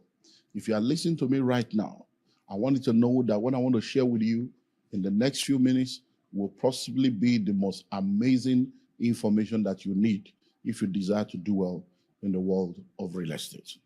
Now, I started with what is called the Real Estate Executive Masterclass, and that was in 2003. And many of the people you know in real estate today that are major players in the real estate sector are people that I trained, and those that I did not train were trained by people that I trained. So one way or the other, when you look at the entire real estate landscape in our nation today, you realize that there's a thread that links back to me. Now, many of them have gone on to make millions, some of them billions, and many of them have also gone on to lose millions, and some of them billions. Some of them are presently in crisis that they may never come out of. And some of them have entered into all kinds of crises and they have come out of it. And the answer to this crisis are manifold. Now, many of them came to learn, they did not complete the syllabus, they did not complete the curriculum. So they went ahead to use what they heard, use what they learned, and then they did well. But they did not realize that even though the game is the same, the rules keep changing. And the mistake that many of them made is the fact that because they started producing results with the information that they got, they did not stay within the family to keep coming for refresher courses and to keep getting relevant information that will help them. Just 2 days ago, one of them, a couple that was part of the 2023 edition of the Global Real Estate Executive Bootcamp, were in my office. And why did they come? They came for 2 reasons. Number one, to thank me for helping them not to make a major mistake that would have ruined their lives completely. And number 2, to also apologize for not listening to some of the things I told them that made them to now lose well over 600 million naira. So I'm talking to you as someone that has experience, not just my own personal experience, but experience from people that have listened and done well, listened, entered into crisis, and then came out and listened and did well without any crisis. Now, I began with the Real Estate Executive Masterclass and started training and teaching people a lot of things around the real estate sector. They started doing well. Then COVID came. With COVID came a lot of realities, a lot of complexities, a lot of newness. And immediately after COVID, I began to realize that the syllabus is changing. I began to realize that a lot of things needs to be done. Another thing I realized is that even though we've been saying it for decades, that the world has become a global village and the internet is now the village square, it became more real to me after COVID. And I realized that many of the things we're doing in the country, we can duplicate on the continent and even in the entire world. Before then, a lot of people have been talking to me in different parts of the continent, different parts of the world about the need to come learn about real estate and all this. But I'm like, look, the people I've trained, the people I've mentored, they're all in Nigeria. They have access to me. They can come to my office. Some of them did internships. Some of them had to work with me directly as realtors and as agents and brokers. If you're not in Nigeria, I don't know how that's going to work. Then in 2022, boom, the light bulb hits. And then I put together for the first time what we call the Global Real Estate Executive Bootcamp. The Global Real Estate Executive Bootcamp was hosted in 2023. It was $10,000 per delegate, and it was 7 days fully residential, the first of its kind anywhere in the world. You can go fact check that. There is nowhere on earth where people will gather for 7 days, fully residential, and all they are discussing is real estate and how to do well in real estate. It was a very, very ambitious project. It was something that was like, will it ever happen? Because I needed to bring together all the major players that are within the sector to come share and expose to the people what they have never shared or exposed to people before. By the time I started meeting with many of them, I realized that the only reason why many of them accepted was because I was not really somebody they could say no to. Some of them told me, Baba, you want us to come and share all our secrets and all our struggles and all our frustration. But I said, we need to help people. We need to sanitize the sector because I see a storm coming. I see a crisis coming. And if we don't sanitize the sector, the storm and the crisis will affect everybody. Well, if you know anything about real estate, the storm and the crisis is already here. That was 2022. So in 2023, we hosted the first Global Real Estate Executive Bootcamp. It was the first, and it was meant to be the last. Because how do we sit down in one place for 7 full days, fully residential? Those that attended it, one word that characterized the entire week was intensive.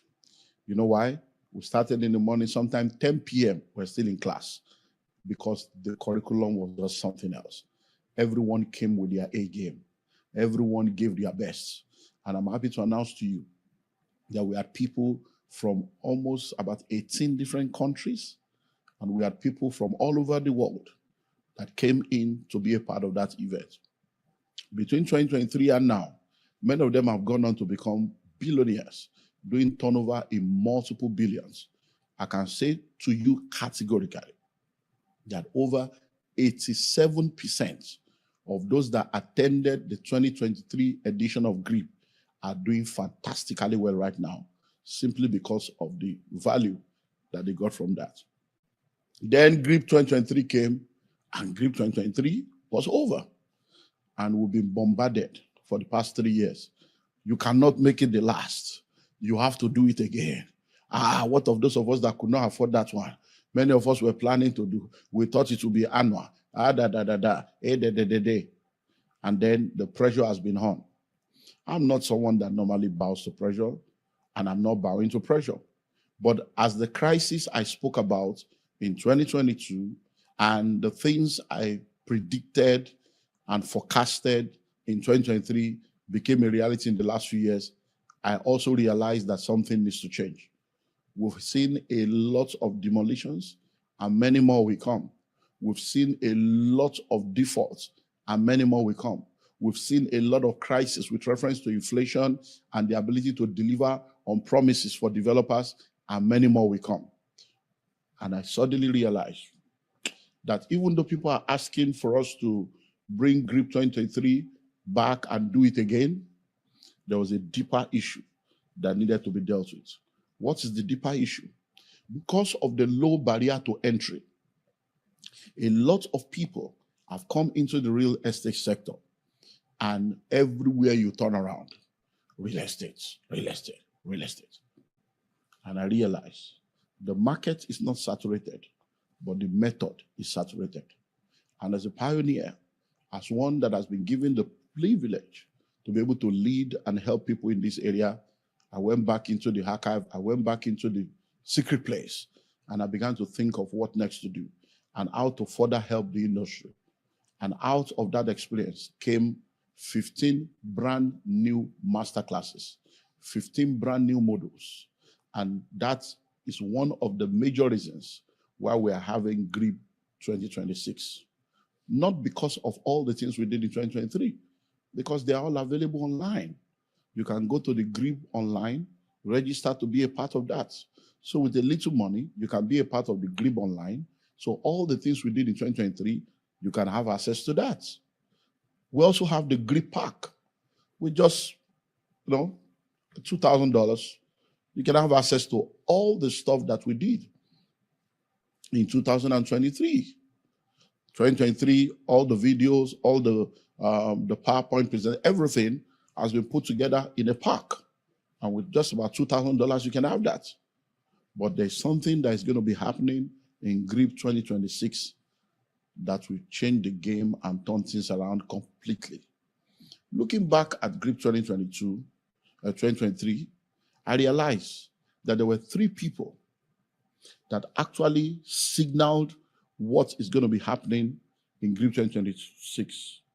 One of them, one of my mentees, a lady, when she came into GRIP 2023, by the second day, she came to me and said, "Dad, all these things you are teaching, this thing is, I came here for real estate, but all these things, if I put it in my business can also do well, because I'm beginning to realize now from what you are teaching us that every business is a real estate business."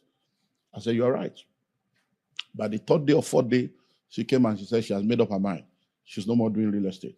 She's going deep into her fishing business, and she's going to focus on the real estate sector of that industry. As I speak to you right now, this is 2026. She's already done a couple of billions in the first few months of this year. Last year alone, she did over 5 billion. One of them also came to me, I think the second day. Yeah, by the second day too, and said, from all these things you are sharing, there is trouble. And as you are speaking, I can see that even the real estate I think I'm doing now, there is fire in the mountain. There is something, crisis is in future, and I need to look for a way to escape this thing. Before we concluded that 1 week session, he came to the conclusion that he was going to leave every other aspect of real estate and focus purely on just one niche area, hostels for students. Now, that same person, because he said, look, I'm a lecturer in the university. I already have a couple of hostels. Why am I doing site and service? Why am I doing cut and sell? I can just stay with this hostel stuff. That same individual has gone on to be a successful individual when it comes to the world of students real estate. As a matter of fact, just 2 years ago, 2023, December of 2024, I believe, December of 2024, I was privileged to dedicate 23 hostels in one day for this same guy. Now, he's coming back in 2026, not as a delegate, but as a facilitator. Why am I saying all this? I'm saying all this because there are many of you listening to me right now. You're already in real estate, and there's this arrogancy to real estate. When you start having turnovers, and you start seeing 100 million, 200 million, 1 billion, 3 billion, and you're already making money, something makes you think that you know everything. You begin to think that you are better than everybody, that you don't need any lecture, you don't need mentorship, until you enter trouble that is bigger than you. Many of you don't realize that turnover is vanity. The only sanity is profit. Because most of this money you are seeing in your account is not your money, it's other people's money. And there are technicalities and intricacies to this business that if you don't know how to navigate, it can ruin your life. In the last 3 years alone, some people have died. Some people are now having stroke. Some people have had to run away. Some people have had to abandon and go and restart again all over because of the crisis they have seen in real estate. But you need not go through that. Some of us have suffered so that you will not suffer. Generals are known by their scars. And with the scars that we have, we can help you not to be scarred in the world of real estate. So I would like to invite you, if you are listening to me right now, to plan to be a part of the Global Real Estate Executive Bootcamp 2026. It's coming up from Sunday, the 5th of July, all the way to Sunday, the 12th of July. Sunday 5th to Sunday 12th. You come in on Sunday. Opening night on Sunday evening will just be an hangout for us to just have cocktail, get to know each other, and then 7 a.m. on Monday morning, class resumes. And we'll go like that back to back until Sunday the 12th, when everyone will be checking out. And by the time you are checking out, you'll be checking out loaded. The venue is the Sheraton Hotel, Lagos, Nigeria. 7 days fully residential. And what I've done is I've curated 15 brand new masterclass sessions that I would like you to come and enjoy, apart from all the things we've shared during the last edition in 2023.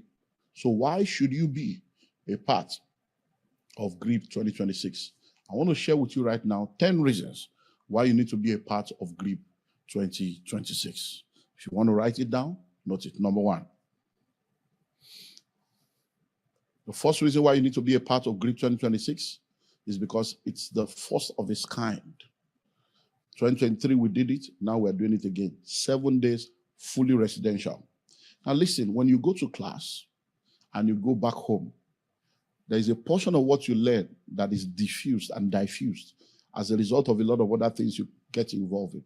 You can go do your research. You find out that when you are put in an atmosphere and you are incubated and isolated in a place where you go through consistency, it helps to internalize what you have learned and really do a quick work in changing your mindset and helping you to be able to apply what you learn. So number one, you need to be a part of it because it is 7 days fully residential, no distractions. Once you come in on Sunday, you're not leaving that hotel until the next 7 days. No distraction, no running around.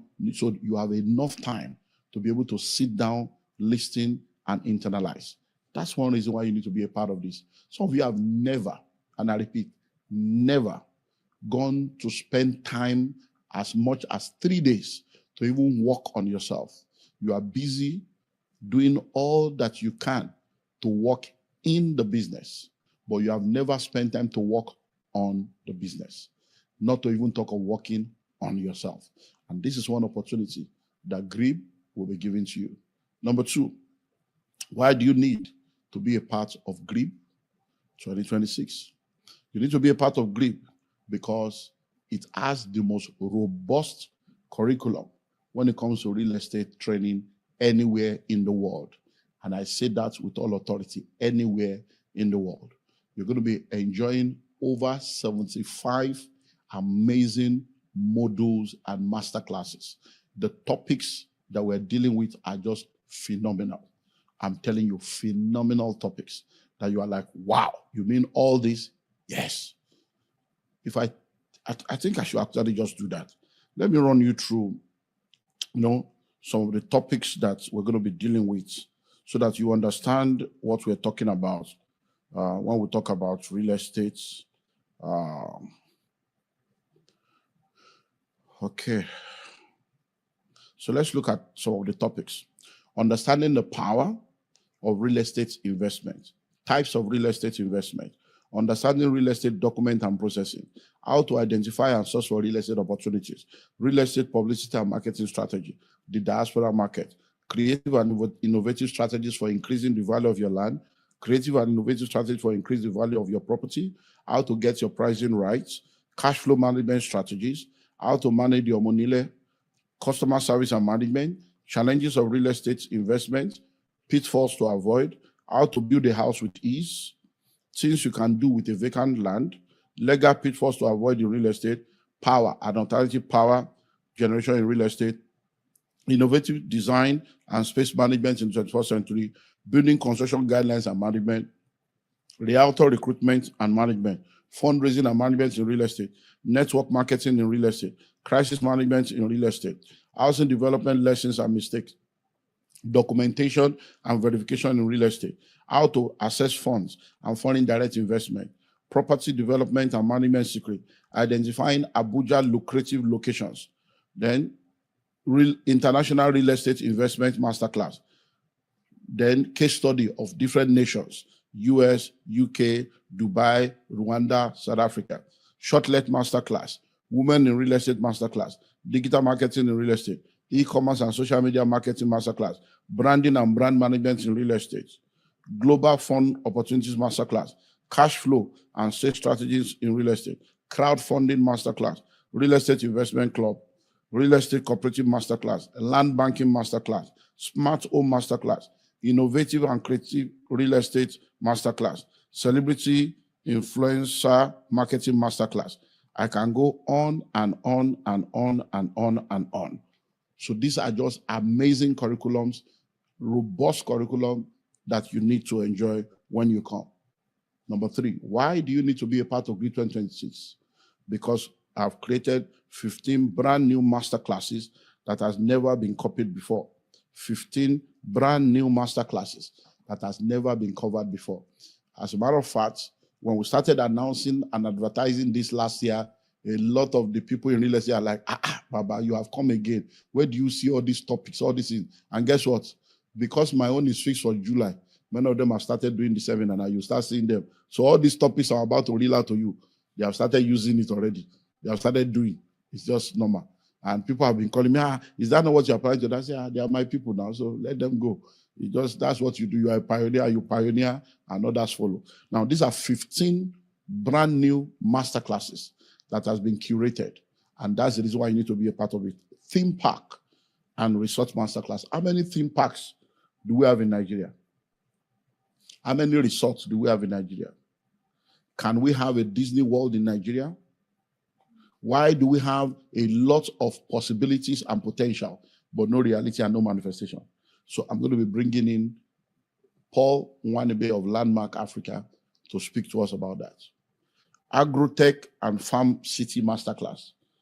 We have started Palm Tree. Everybody's going to Palm Tree now. Anytime I start, they join.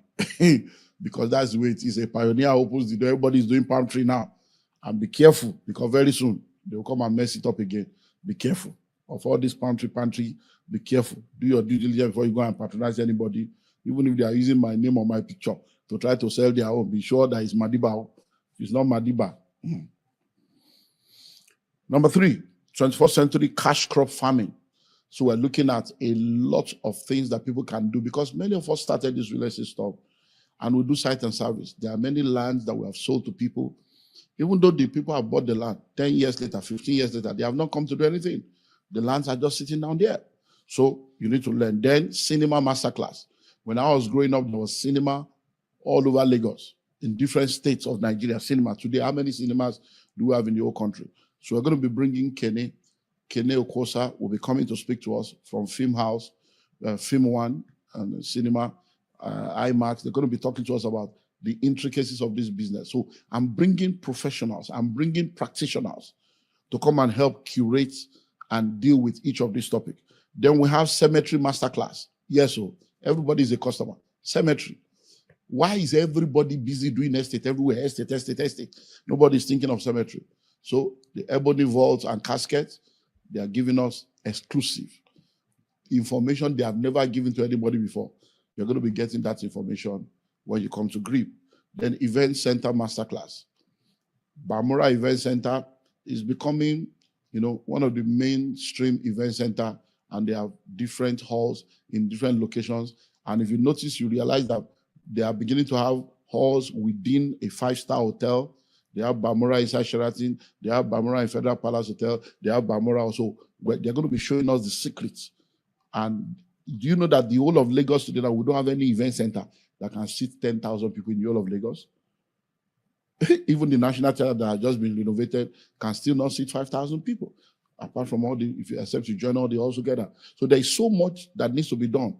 Almost every event is taking place only in few locations, and these halls are astronomically expensive. We need to know how to crack the code in that area. So we're bringing Bamora to come and deal with that. Then Hostel Masterclass. Ashimolo will be there. He was there as a student in 2023. He's coming back as the #1 student hostel investor in the country right now. He's going to be sharing some stuff. This guy is good. He knows what he's talking about because he's also a lecturer. So he's not just an investor, he's a lecturer, a senior lecturer in the US. So he will give you information that will make you say, wow. And there's so much money to be made in that area. Then we have shopping mall and shopping complex. So many of you have heard of Barnes Plaza. We're going to be bringing my very good friend and senior brother, Reverend Banefo is going to be coming. Then AI in real estate masterclass. Then we're going to be looking at Film Village masterclass. We're going to be looking at, all kinds, because of time, warehouses, all manner of stuff that we're going to be looking at. So that's another reason why you need to be a part of GRIP 2026. Number 4, you need to be a part of GRIP 2026 because it creates the most amazing networking opportunity. You see, the room you find yourself in matters a lot because information that turns things around are not available on the streets. They are available in specific rooms. Now think about it. If someone pays $10,000 to come for an event, that's a serious-minded person. So if you're in the room with someone that is paying $10,000 to come and attend an event, you can imagine. If I tell you the kind of networking, the kind of joint venture, the kind of collaboration that emerged as a result of that event in 2023, you'll be shocked. And that's what happens. So you'll be having an opportunity to network with like-minded people. These are not cheap events. These are not events for any, these are events for high net worth, serious-minded, value-minded individuals that are ready to make a difference and become a major player in the real estate value chain. So by the time you are in that room, one of the unique reasons why you need to be there is because there are people you'll be meeting in that room. You can't meet them anywhere. And meeting them in that room just changes the game for you. Number 5. Everyone that will be coming for GRIP 2026 will be getting 300 million naira worth of inventory each. You heard me right. Yes, in 2023, I gave everybody 5 acres of land each to go and practice with. Some of them made their money back within the week. Many of them made their money back within the week, even before the event was over. Guess what? This time around, every delegate will get 300 million naira worth of real estate inventory. That's 30 billion because we're just admitting 100 people because it's a very, very high level meeting. It's just 100 people. So 300 million per person times 100. That's the land we're going to be giving out for people to go and practice what they will learn. And then 10% of that will be given to them as they are commissioned for making that sales. So we teach you how to sell. We teach you how to get the customer. We teach you how to market. We give you the land. You sell. You still get 10%. And with that, you recover your money back. Number 6. Everyone that comes to GRIB will be getting access to 1-year mentorship with yours truly. Yes. Once you come through GRIB 2026, immediately we're done. From July all the way to June 2027, I will hold you by the hand and I'll take you on a 1-year mentorship. Every week, you're going to hear from me. Yes. I'll put you on a 50 weeks masterclass. And every week, I'm going to be sending you messages. And then because we're all going to be on the platform, and every week you're going to be, it's amazing. I'm telling you, it's something that is better experienced than explained. If you need us to give you the names and the phone numbers and the contacts of people that have attended 2023, we'll be glad to do that so that you can call them by yourself and ask them whether it is worth it. If 60% of those who attended in 2023 are already registering to come back again, I think that tells you something. Number 7, everyone that will be coming for GRIB will be getting materials worth over 8 million naira. The materials you're going to be getting will be worth over 8 million naira. What does that mean? See, GRIB 2023, like I told you, the GRIB 2023 event was put together. So we have all the PowerPoint manuals. We have all the videos, almost 200 hours of videos. Everything has been put together in a pack. Now, that pack is almost $2,000.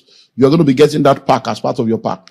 Then all the different, planning and all the different manuals for different locations, all the master plan for different local government, for Lagos, for Abuja, the 30-year plan for Lagos, all these manuals and many more will be given to you. And they are worth over 8 million. That's one of the things you're going to get. That's why you need to be a part of it. Then another reason why you need to be a part of GRIB 2026 is because we have offered people 50% discounts. You heard me right. 50% discounts. And that 50% discount expires on the 1st of May.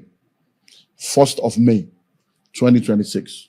So if you are listening to me right now, you are between now and the 1st of May to take advantage of that 50% discount. And to lock down your slots, all you need to do is just to put down 5 million naira, we'll reserve your slots, and then you spread the balance before the event in July.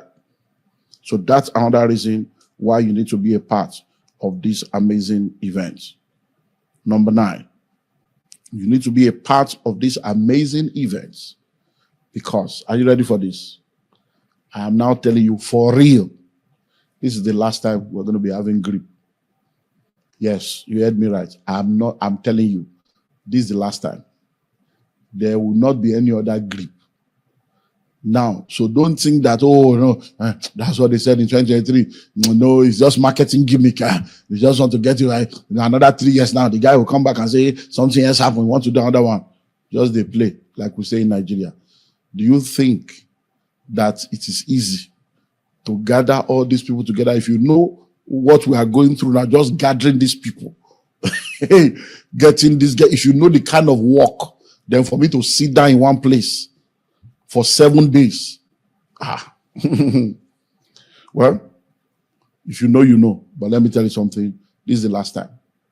So if you don't take advantage of this opportunity, yes, we're going to put it together. You can buy the material later, but you may not have this life experience for 7 days again. So that's another reason why you need to be a part of this amazing opportunity. And finally, why do you need to be a part of GRIB 2026? Because the slots are limited.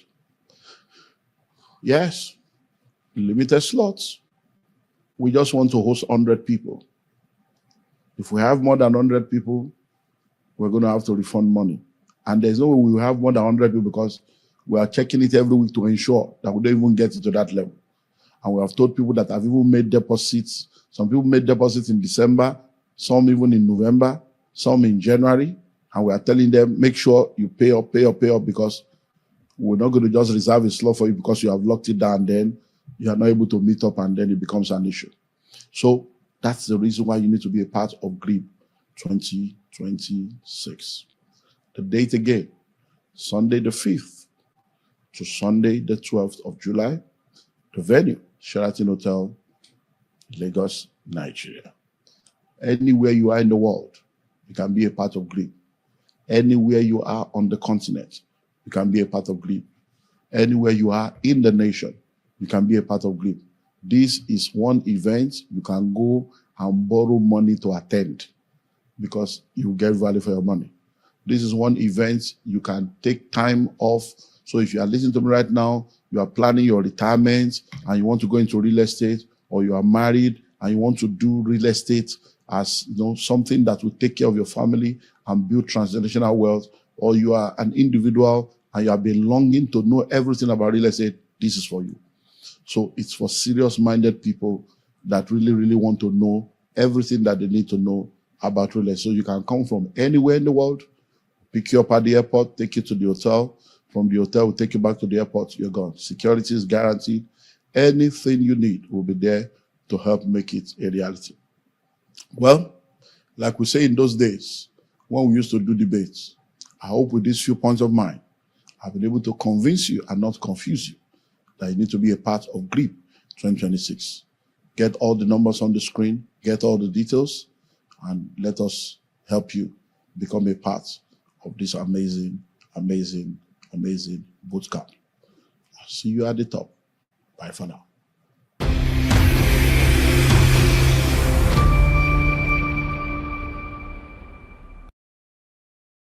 Yes, so another opportunity has come for you to be a landowner in Abuja. C of O, checked. R of O, checked. Approved layout, checked. Registered survey, checked. Development, checked. Listing and listing well. The Genesis Estate Abuja is one of the hottest land you can ever be a part of right now. In Genesis Estate Abuja, we have almost 50 buildings that have already been developed that is awaiting you to come by and move in. And guess what? We've just signed an agreement to begin 500 housing units along with a government agency. So buying a land in Genesis Estate in Abuja is no more something you need to delay on.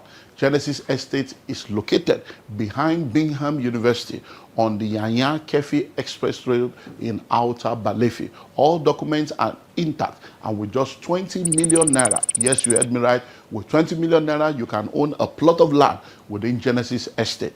That 20 million covers for the land, it covers for your developmental levy, it covers for infrastructural due, it covers for all your documentation, no hidden fee, and guess what? We give you 90 days to make the payment. Only 70 plots available. Rush now and grab it. I'll see you in the new location. Hello out there. When the School of Money book was published and released in 2012, little did I know that it was going to become a global bestseller that would turn the lives of millions of people around. Since 2012, the book has not just gone on to become a bestseller, it has become a daily radio program, it has become a weekly TV program, it has become an entrepreneurship academy that has graduated thousands of people since 2012. And now, in the year 2026, the School of Money University is now live. Yeah, that's the bank. So you need to join the School of Money University. So if you're listening to me anywhere in the world, distance is no more a barrier.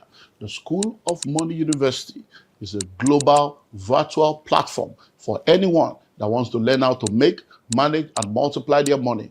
And it serves as a blueprint for raising a new breed of entrepreneurs. When you register and become a part of the School of Money University, you're going to enjoy access to everything I've written when it comes to wealth creation.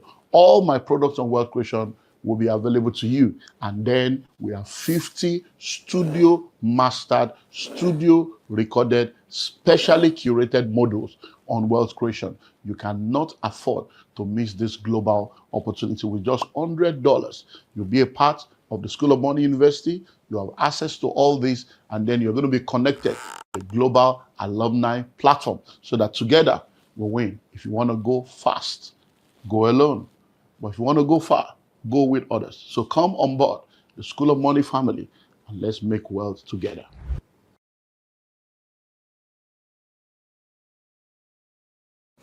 Hello out there. I know you probably heard that over 80% of businesses that are started fail within the first 5 years. But have you ever found out the reason why? Well, one of the reasons why a lot of businesses fail within the first 5 years is because a lot of people go into business as a young desire to see their passion become a reality. Some go into business because they just want to survive. They just want to make ends meet. A lot of people go into business because they have technical skills and they want to turn their skills into business. But many of them do not realize that without business skills, you will not be able to do well in business. And that's why in 2012, we launched the Entrepreneurship Academy. The Entrepreneurship Academy was put together to raise a new breed of entrepreneurs and create a platform where interested individuals can come into a family, into a tribe where they are trained, they are equipped, and they are mentored to become world-class entrepreneurs.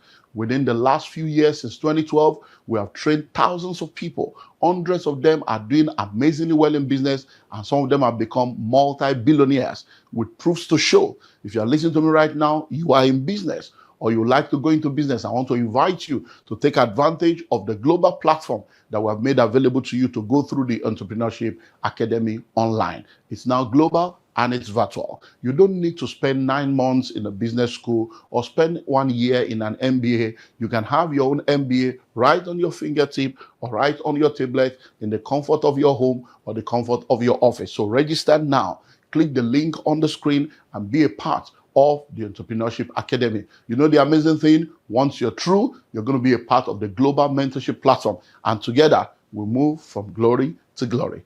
Welcome to the next chapter of your life. Have you heard of GRIP 2026? This is not a public training, it's a private room where serious-minded, intelligent, and intentional individuals, families, and organizations are coming together to learn what they need to learn in order to win where they need to win. There are things that people do in secret that makes them to shine in the open. And if you become a part of this room, then you'll be ready to shine in the world of real estate and become a major player. If you understand this message, you will know that this is for you. Join us now.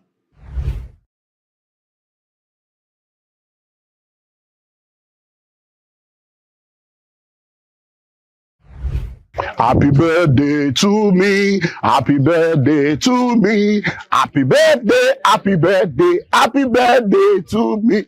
If you don't celebrate me, I celebrate myself. Hello, I'm Dr. Olumide Emmanuel. In the last 3 years, I've always had the opportunity to be a blessing to people through what we call the birthday promo. And I'm happy to announce to you that the birthday promo for 2026 is here from the 1st of May all the way to the 31st of May. We are offering 50% discount on 2 of our locations. So if you want to be a part of this birthday promo, we have 55 plots in Madiba Countryside City. Yeah, in Obafe Miwodi local government. See the layout, see the gate out, work is going. So, and then in Genesis Estate in Abuja. Oh yeah, Abuja, see Abuja. Oh, yes, so that's Abuja. We are offering 55 plots, also 50% discount. So yeah, it's 10 million, and instead of paying 10 million, you pay 5 million naira only.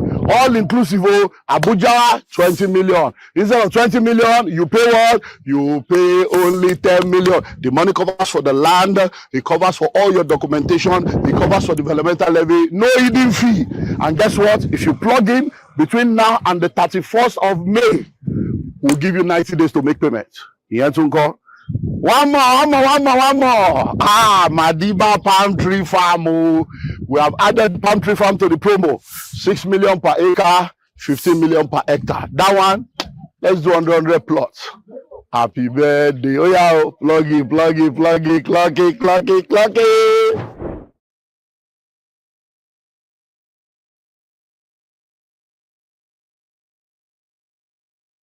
Yes, it's the 1st of May 2026, and this is the best month of the year because this month on the 20th of May will be my birthday. And as my custom is in the last few years, I have good news for you. So I say congratulations to you because between the 1st of May and the 30th of May, you have an opportunity to plug into the 50% promo in our Genesis Estate Abuja. Yes, you heard me right. 50% birthday promo. So instead of 20 million, you pay just 10 million naira. With 10 million naira, you have a plot of land. It covers for all your documentation, covers for developmental and infrastructural due, no extra payment, and you'll be allocated immediately you complete your payment. Listen and listen well. We have just 50 plots available for this birthday promo. So you have this month of May to plug in, and we'll give you 90 days to complete payment, but your first deposit must come in this month.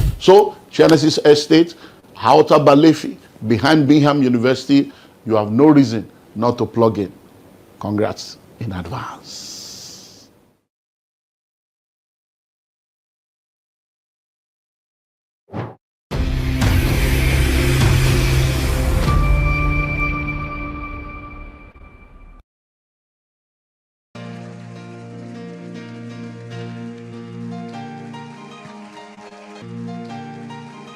We are in the model where we want to continue to explore the laws and the principles that we need to put in place in order for us to be able to succeed.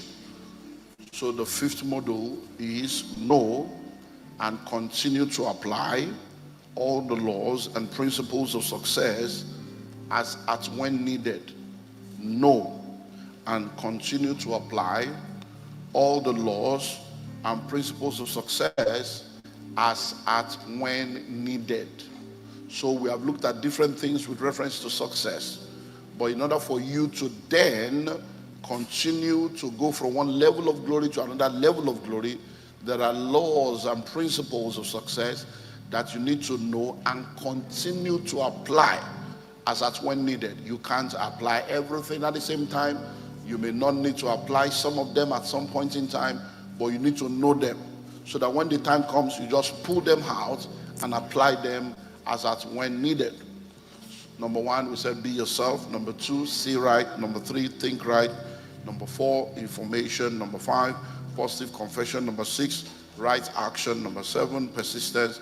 Number eight, a fighting spirit. And number nine, risk taking. I think we stopped at number 9, right? Okay, so let's move to number 10. Right relationships. Right relationships. Number 10, right relationships. If you're going to become successful, you cannot succeed alone. You can't become successful alone. Even God needs human being. How much more human being? Hello?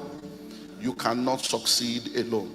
So if you're going to become successful, you need to understand that whatever God wants to do in your life, He will do through human vessels. So you don't need to know everybody, but there are people that matter to your matter. There are people you need to know. You don't need to be friends with everybody, but there are people that need to be in your life. Because in the world that we live in, there is nobody that goes up. People are brought up. When you were born, people brought you up. So is it in life. You have to be brought up. There are gatekeepers. There are people that man different gates in different sectors. There are power brokers. There are people that determines who goes in and who goes out in different areas of life. So when God wants to bless you, He introduces people into your life. When the enemy also wants to destroy your life, He introduces people into your life. Because people will either take you up or bring you down, take you in or bring you out. So relationship is very, very important. It's therefore very, very important for you to be strategic and intentional about relationship building.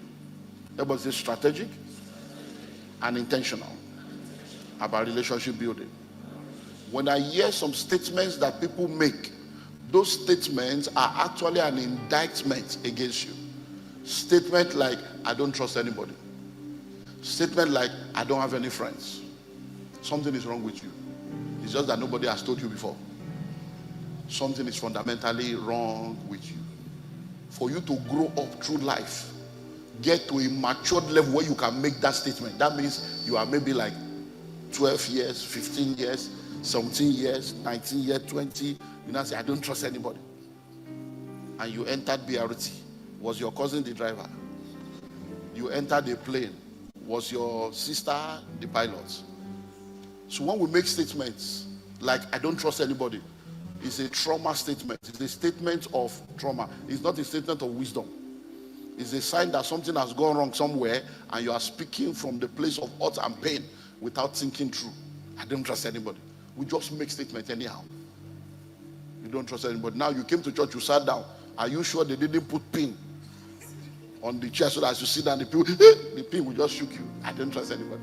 Say, I don't have any friend. How can you spend 25 years, a quarter of a century, nearly a year, say you don't have any friends? You did primary school, you did secondary school, you lived on your streets, you went through life, you don't have any friend. Hello? Whenever you meet people like that, don't marry them. It's terrible. Because that means they can't keep a relationship. Hello? I don't have any friend. So there are people that you need in your life.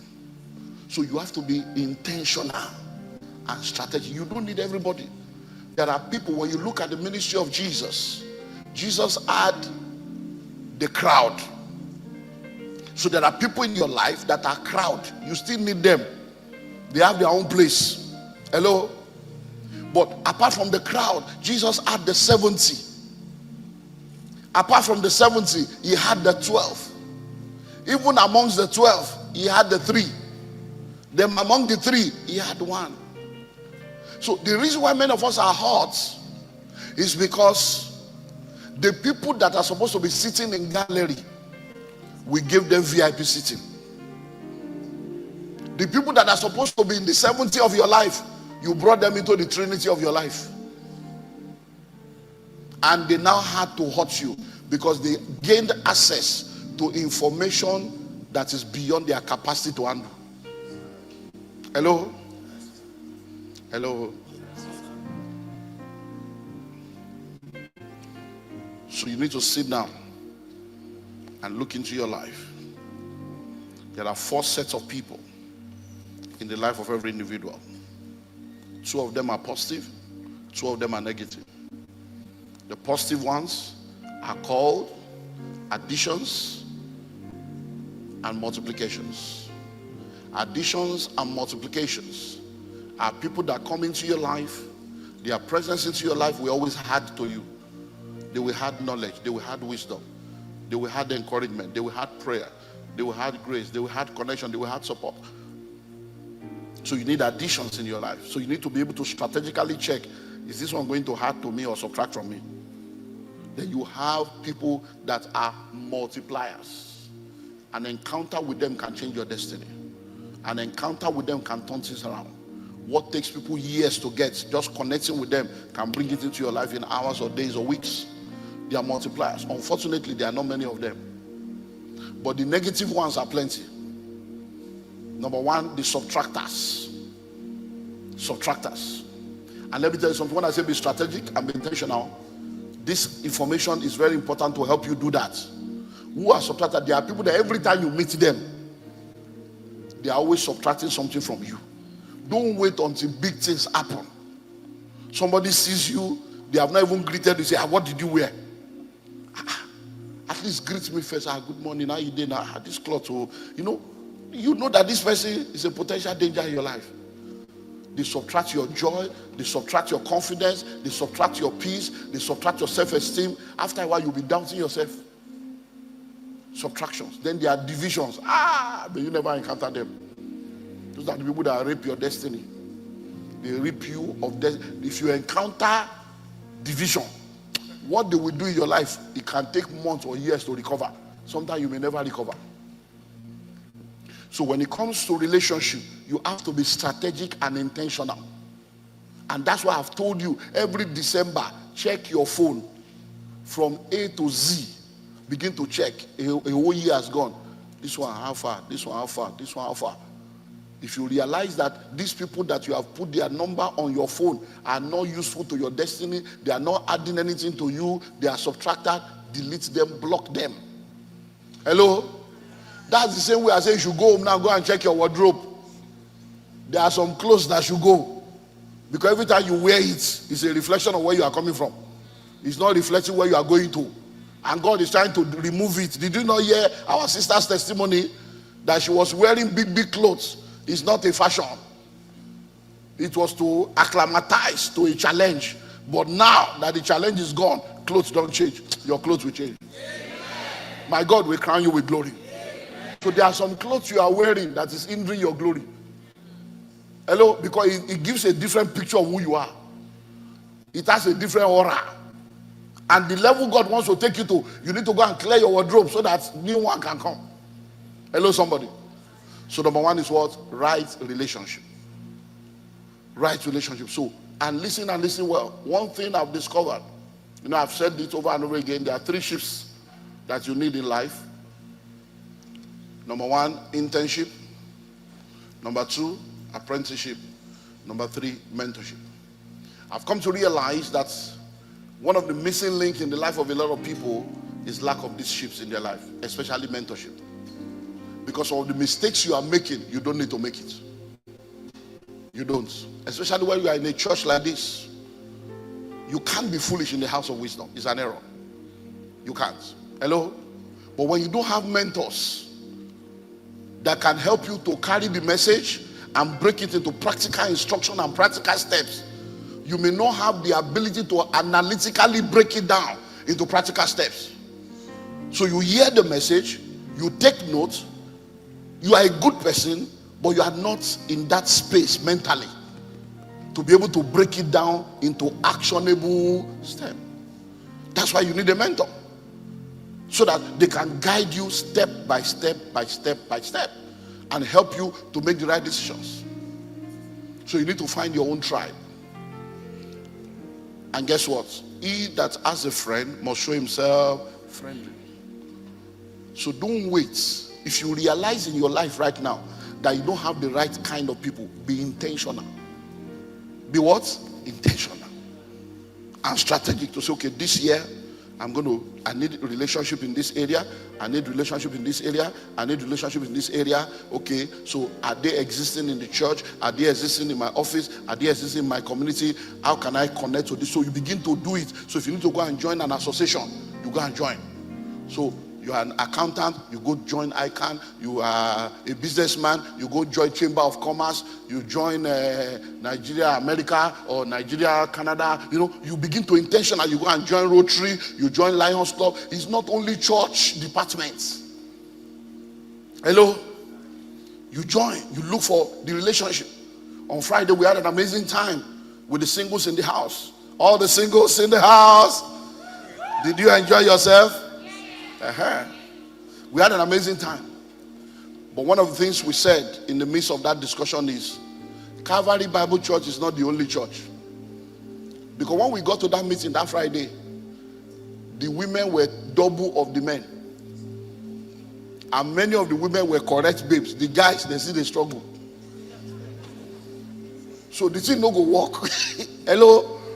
So by the time you have correct babes, 33, 35 with money, and then you have a 29-year-old boy with trousers jumping. And they see trying to balance. It no go work. Hello? So we now have to say, look, listen. This is a church. But if you stay only in Calvary, you may not marry. Hello? So you need to go beyond Calvary. There are many churches in Lagos that are mega churches. Mega churches. That have singles fellowship with correct people like you. Because sometimes familiarity breeds contempt. They don't see you finish. They don't value you because, I hope you know that when you live in the house for too long, you even know when the color will change. When they use towel, you're not going to say the towel not dirty. I'm telling you, it's a newcomer that will now come and say, what's happening here? So some people have seen you since the days of teenage fellowship. They have seen you when you were born. They saw you when they did their baby dedication.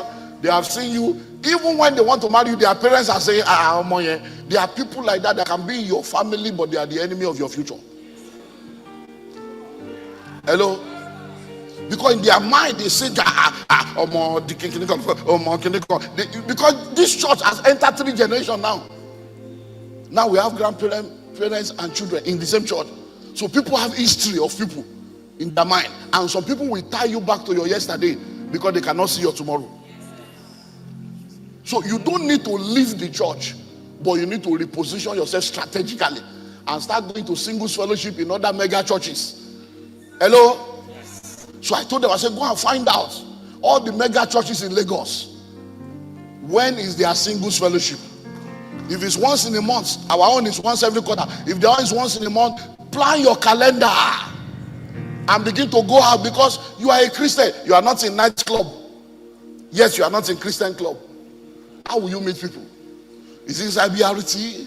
Is it in your office where there's office politics? Is it in church when they don't see you finish? God is not wicked. Marriage is not difficult. It's wisdom that is lacking.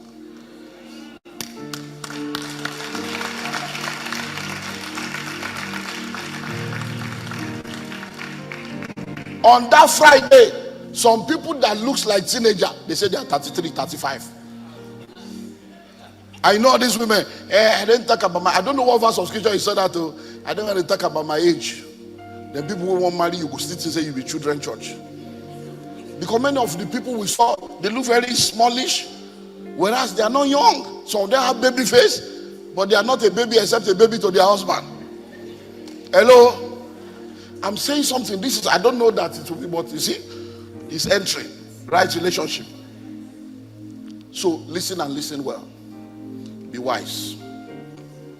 You cannot spend all your days in the same location with the same set of people that are not seeing your glory. People look at you, there is a mirror of your past in their brain that is a fog that cannot make them see. So you need to now go to a place where when they see you like this, ooh, people will see your glory immediately. Hello? Then you need to be intentional about your testimony. Someone say intentional. Many of you don't even know how to give testimony. So people don't know that your story has changed. Hello? They don't know.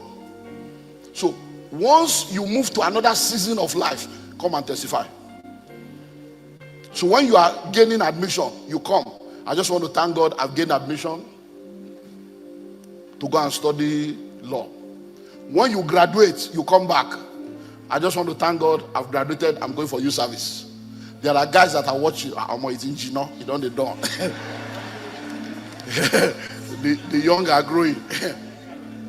Then when you come back from youth service and get a job, I just want to thank God I've gotten a job in a blue chip company. Oh, guys will click. Oh yeah, we're almost there now. Hello. When you buy your car, I just want to thank God I got my first car. It's male and female. Male and female, because we don't know who has car and who does not have car. So by the time you come back, I just want to thank God I went to the UK. I just got back. I was grateful. They gave me the visa. It's my first international trip. Okay, go global. Listen to me. This is what they call wisdom. So that's why you need mentor to give you practical steps. There are people that are watching. They don't know how to define you. And they can't just come up to you. At least give them the basic information that will help their faith. Hello? Because this year into next year, engagement, marriages, engagement, marriages, engagement, marriages. And then, let me stay here a little. One other thing that came out that was very predominant is Japa love. Many of our people are not married because there's one boy in Germany, somebody in Holland, Canada. Some people after 9 years they drop them. After 7 years they drop them. After 5 years they drop them. The guy go say they go, he go return. Please, I beg you. What did I say? I beg you. Any relationship you are in, and the person come and say, I'm traveling, end the relationship. Because you will end up like a transit passenger. You see, when you're on transit, when you leave Lagos now, say Lagos, Paris, New York, Air France. Or you do Lagos, London, New York, Virgin. Or you do Lagos, Qatar, New York, Qatar. Once you leave Lagos and you get to London, you can't come out of the airport because you are on transit. You cannot negotiate to buy land in London or buy house or get a job because you are on transit, because your focus is what? New York. So when you have a relationship and somebody said they are traveling, they will leave you here in Nigeria. The guy that told you he will send for you, he didn't lie. Oh, he planned to send for you because to the best of his knowledge, when he gets there, he will pick money on the streets and send for you. He has forgotten that what he has in his hand is visitor visa. That he is going there as an illegal immigrant. So he plans to send for you after 2 years old. But when he now land, he will now realize that the options are optioning. So option 1, file for asylum. By the time he now file for asylum, even to pay the lawyer, he will now begin to work. He will now discover that 1 month's rent is equal to 2-year rent in Nigeria. Then he begins to run. Before you know it, the focus of settling down becomes too powerful that your love is not strong enough to keep him to think about you. And then when he was with you, you were the big fish in a small river. By the time he now gets there are bigger fishes in a bigger river. More beautiful, more experienced, more educated, richer than you, more spiritual than you, that have been praying for God to bring their own husband. He will now meet them. The question then will be, what are you bringing to the table that will now make him to leave that one when all he needs to tell you is, I'm sorry, it didn't work? It's just one statement and he's free. Why will he leave? Why will he? I'm sorry, not me. I love you, boy. You can't work, baby. I wish. That's all. 9 years of your life is gone. I'm sorry, me. And then he moves on with his life. Then option 2 is arranged marriage. And Donald Trump is already destroyed that one now. So arranged marriage. You now say, no, we arrange. And then before you know it, they will arrange and damage you. So are you that cheap that you will submit your life to a man to go marry somebody else, divorce them to come and carry you? Something is wrong, people. Something is fundamentally wrong. Hello? If you have to wait for a man for 4 years, 5 years, it means you don't have a destiny. It means what you are saying is that without that man, you cannot fulfill purpose. Hello? Because sometimes when people talk, if you don't think and decipher what they are talking, you will not see the foolishness in their statements. A lady went abroad and went online to say, God help me. Oh. Do you know that the guy I was supposed to marry is begging me for money? Thank God, oh, that I did not marry. If I had married him, I would be tying rapper now. You are a stupid girl. Because what you are saying is that your destiny is connected to that guy. That without him. So listen to it very well. Oh, that if I had stayed with her, that means you were open on demand to come and solve your life problem. Because people talk, I'm like, are you okay? You almost married somebody. That means that, and the guy is asking for money. You didn't give him, yet you think you can come and disgrace him online. As if you are the God that will determine his future. We are alive now. We will see. Because you are a refugee in another land now, you are better than somebody in Nigeria. Because you have data. Hello? No, you have data. Someone say relationship. So all this is abroad, is going to come. Hey, I beg you. Friday years ago, come and see stories. Hello?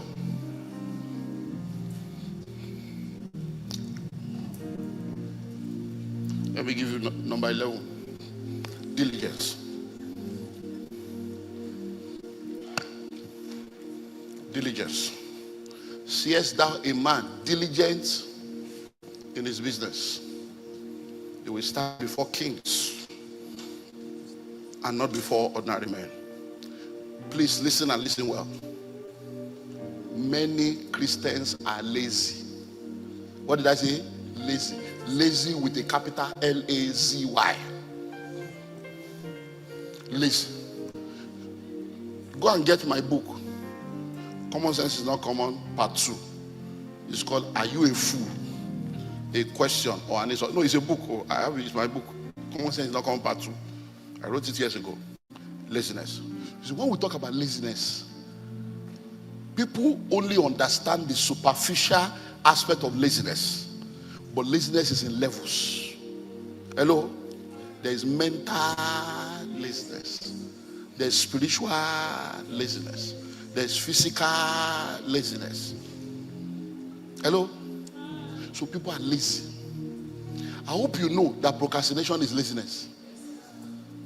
And I will do it tomorrow. You are a lazy person.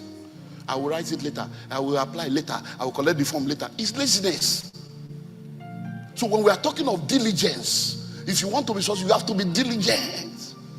Because listen to me, do you know that even to count money, you need to be diligent? Even to count money. So that God even bless you now, you want to count the money. You will be diligent to count money. So if you want to become successful, be diligent. Wake up early, face your business, mind your business, put in everything. Because nothing just happens. If it's going to be, it's up to you. An object will remain stagnant until a force is applied. Be diligent. Procrastination is what? Laziness. Excuses. Laziness.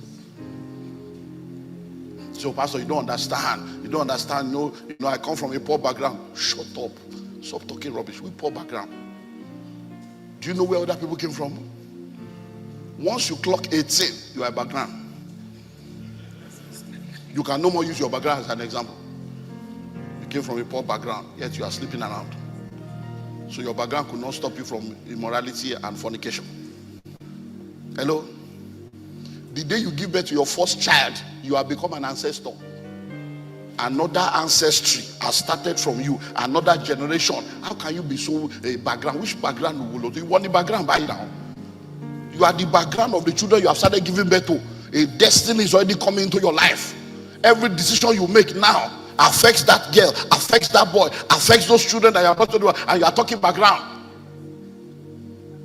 And where was my father when people were buying land? Why did my father not have money? You have entered over. Ọmọ tó ní bàbá òun ò la, ọmọ tó ní màmá òun ò lówó lọ́wọ́, ẹnu ẹlẹ́ kò sí. A child that says my father didn't make it, my mother didn't make it, you are already here. Your children, may your children not ask you that question. So where your ancestors has failed you, you cannot afford to fail your descendants. You are already an ancestor now. How can you have children? You are talking, you don't know the background I come from. Yeah, stop talking rubbish. Which background? You are born again. Stop talking that. So when you enter church, stop being an unserious Christian. Membership class you will not do, department you will not join. Get committed. This evangelism we are talking about, some of you you will never join, no matter what they say. No matter what they say. When God call you, you won't answer. You are calling God, you are setting to answer. It's an amazing generation, and nobody's telling you the truth. People are rubbing your head in dishonor. They are rubbing your head in disgrace. They are massaging you to failure. Not this church, not this pastor. Hello? Whether you like it or not, we will force you to succeed. We will force you to make it. Whatever wants to hold you down, we will fight it and release you in the name of Jesus. So you need to be diligent. How can you be an hairdresser and 11 o'clock you have not opened shop? See, I slept late. I was watching season 1. What kind of human being are this? 11 this shop. And people have been coming. After a while, you will now say it's village people. They came by 9, you are not there. They came by 10, you are not there. How can you be selling food and you are opening by 9? To sell food by 4, you will have woken up to cook. By 6, you should be there for the morning session. As people are going to come up with a special morning recipe. Maybe it's just sandwich and coffee for morning people. What kind of thing is this? You think money will just come and fall on your lap? Laziness. You'll now be looking for one man of God to come and anoint you for prosperity. Stop doing to yourself. Which prosperity? Can I anoint you to be a pilot? Anoint you for prosperity. Ow. How? Hello? You are learning trade. You are coming late. You are learning, no. It's already a sign of how you will be when you now start your own. Diligence. Don't say diligence. Don't say diligence. Wealth without work is ungodly. Anywhere you see people that are wealthy without working, they are crooks and criminals. That's what's happening in Nigeria. Jobless people that have money because they went into politics.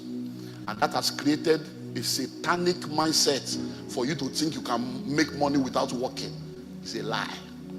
Those things are not, you know that after they leave the position, nobody remembers them anymore. They can't even maintain what they have made. So let me tell you, be diligent. Because God is diligent. Jesus Christ said, my Father worketh hitherto, and I walk. Walk is not a curse.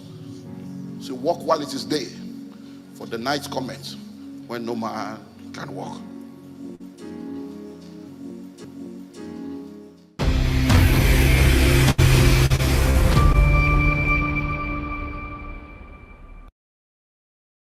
Yes, so another opportunity has come for you to be a landowner in Abuja. CFO, checked. RFO, checked.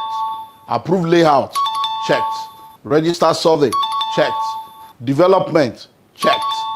Listen and listen well. The Genesis Estate Abuja is one of the hottest land you can ever be a part of right now. In Genesis Estate Abuja, we have almost 50 buildings that have already been developed that is awaiting you to come by and move in. And guess what? We've just signed an agreement to begin 500 housing units along with a government agency. So buying a land in Genesis Estate in Abuja is no more something you need to delay on.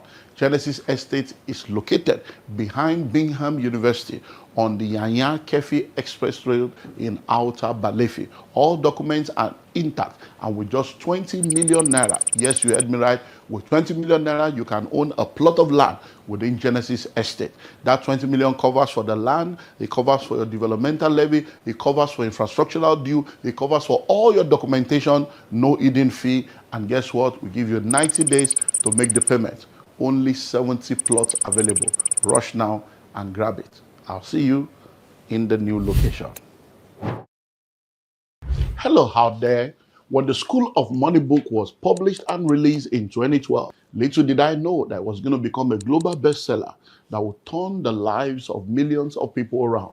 Since 2012, the book has not just gone on to become a bestseller, it has become a daily radio program, it has become a weekly TV program, it has become an entrepreneurship academy that has graduated thousands of people since 2012.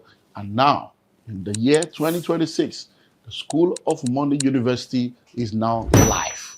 Yeah, that's the bank. So you need to join the School of Money University. So if you're listening to me anywhere in the world, distance is no more a barrier. The School of Money University is a global virtual platform for anyone that wants to learn how to make, manage, and multiply their money. And it serves as a blueprint for raising a new breed of entrepreneurs. When you register and become a part of the School of Money University, you're going to enjoy access to everything I've written when it comes to wealth creation. All my products on wealth creation will be available to you. And then we have 50 studio mastered, studio recorded, specially curated modules on wealth creation. And not afford to miss this global opportunity. With just $100, you'll be a part of the School of Money University. You have access to all this, and then you're going to be connected to the global alumni platform so that together we win. If you want to go fast, go alone.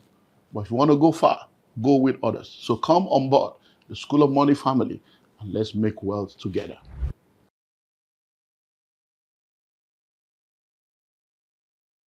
Hello out there. I know you probably heard that over 80% of businesses that are started fail within the first 5 years. But have you ever found out the reason why? Well, one of the reasons why a lot of businesses fail within the first 5 years is because a lot of people go into business as a young desire to see their passion become a reality. Some go into business because they just want to survive. They just want to make ends meet. A lot of people go into business because they have technical skills and they want to turn their skills into business. But many of them do not realize that without business skills, you will not be able to do well in business. And that's why in 2012, we launched the Entrepreneurship Academy. The Entrepreneurship Academy was put together to raise a new breed of entrepreneurs and create a platform where interested individuals can come into a family, into a tribe where they are trained, they are equipped, and they are mentored to become world-class entrepreneurs. Within the last few years, since 2012, we have trained thousands of people. Hundreds of them are doing amazingly well in business, and some of them have become multi-billionaires with proofs to show. If you are listening to me right now, you are in business or you like to go into business, I want to invite you to take advantage of the global platform that we have made available to you to go through the Entrepreneurship Academy online. It's now global and it's virtual. You don't need to spend 9 months in a business school or spend 1 year in an MBA. You can have your own MBA right on your fingertip or right on your tablet in the comfort of your home or the comfort of your office. So register now. Click the link on the screen and be a part of the Entrepreneurship Academy. You know the amazing thing, once you're through, you're going to be a part of the global mentorship platform. And together, we move from glory to glory. Welcome to the next chapter of your life.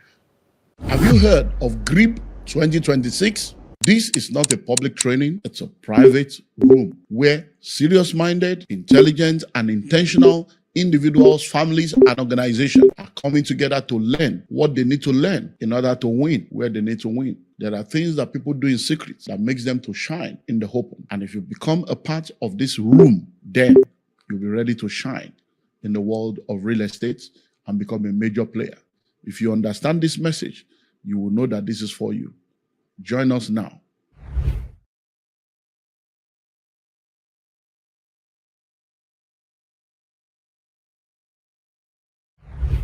Happy birthday to me. Happy birthday to me. Happy birthday, happy birthday, happy birthday to me.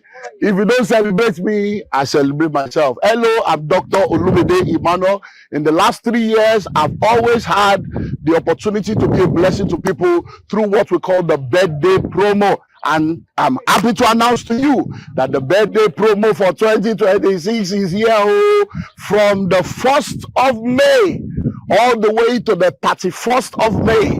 We are offering 50% discount on 2 of our locations. So if you want to be a part of this birthday promo, we have 55 plots in Madiba Countryside City, in Obafe Miwodi local government. See the layout, see the gatehouse, work is going. So, and then in Genesis Estate in Abuja. Oh yeah, Abuja, see Abuja. Oh, yes, so that's Abuja. We are offering 55 plots, also 50% discount. So here is 10 million, and instead of paying 10 million, you pay 5 million naira only. All inclusive. Oh, Abuja, 20 million. Instead of 20 million, you pay what? You pay only 10 million. The money covers for the land, it covers for all your documentation, it covers for developmental levy, no hidden fee. And guess what? If you plug in between now and the 31st of May, we'll give you 90 days to make payment. One more. Madiba Palm Tree Farm. We have added the palm tree farm to the promo. 6 million per acre, 15 million per hectare. That one, let's do 100 plots. Happy birthday. Oh yeah, plug it, clock it.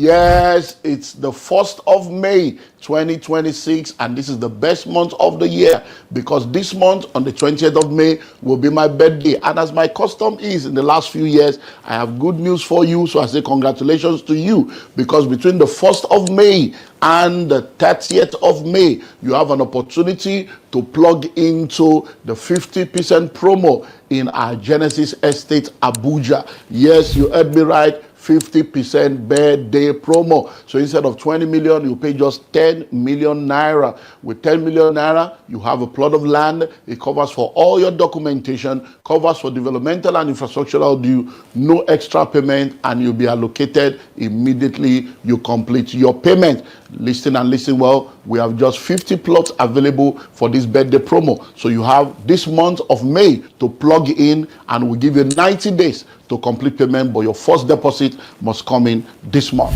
So Genesis Estate, Outer Balefi, behind Bingham University, you have no reason not to plug in. Congrats in advance.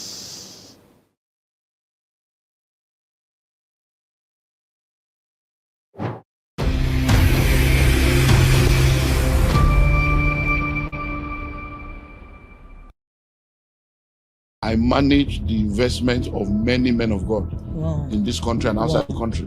So I know many of them have money. Why are you not teaching these things? So as far as I'm concerned, for me, when I came out then, 98, 99, they were insulting us. You know, we have before all this social media, they insult us, city people, and Comium. In those days, with Lagos Weekend, we have all kinds of funny magazines that used to be raining in those days that they were talking about because they say we are motivational speaker. The world has become church. The church has become world. Common sense, make common men. They were insulting us.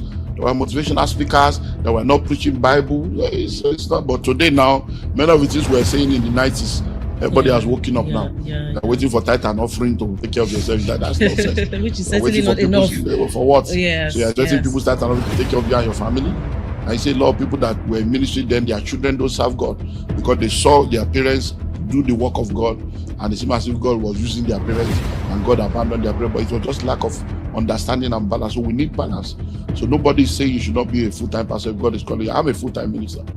I bought my first plot of land in 1998, and that began the journey into real estate. It made me to realize some things about rich and wealthy people. I realized that every rich and wealthy individual on earth, number one, they do not work for anybody, they work for themselves. Yes. They don't depend on salary. Yes. Number two, they don't have one source of income, they have multiple streams of income. Number three, they had all their money tied down in real estate. So I realized that there's no rich and wealthy man on earth that does not get involved in real estate. Then in 2001, I started my first estate development, which was 50 acres of land in Ikoro. People think that everybody is doing real estate now because of the low barrier to entry. So you realize that the market, everybody is there, but people say the market is saturated. The market is not saturated, but the method are saturated. There was someone that came in there to try to learn about real estate, and from everything she learned, she realized that even our own business was a real estate business. Because every business is a real estate business. Yes. So she's into fishing. She has she sells fish, and this last year alone she's done about 5 billion. Oh my God. In 1 year. Oh my God. On fish alone. Yeah, on fish. I trusted a lot of people. They messed me up, and my business went through a major crisis that were over 8 billion in debt, and it took me. Does marrying wrong doom wealth creation?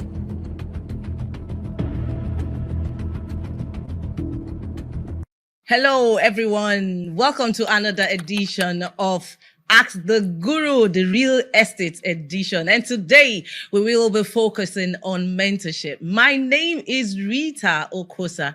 And if you have been watching us, if you have been watching us constantly and you're watching us for the first time, please do not forget to turn on your subscription button. Follow us on our social media handles, and do not forget to like, share, and comment on our posts at MyCSTV Global.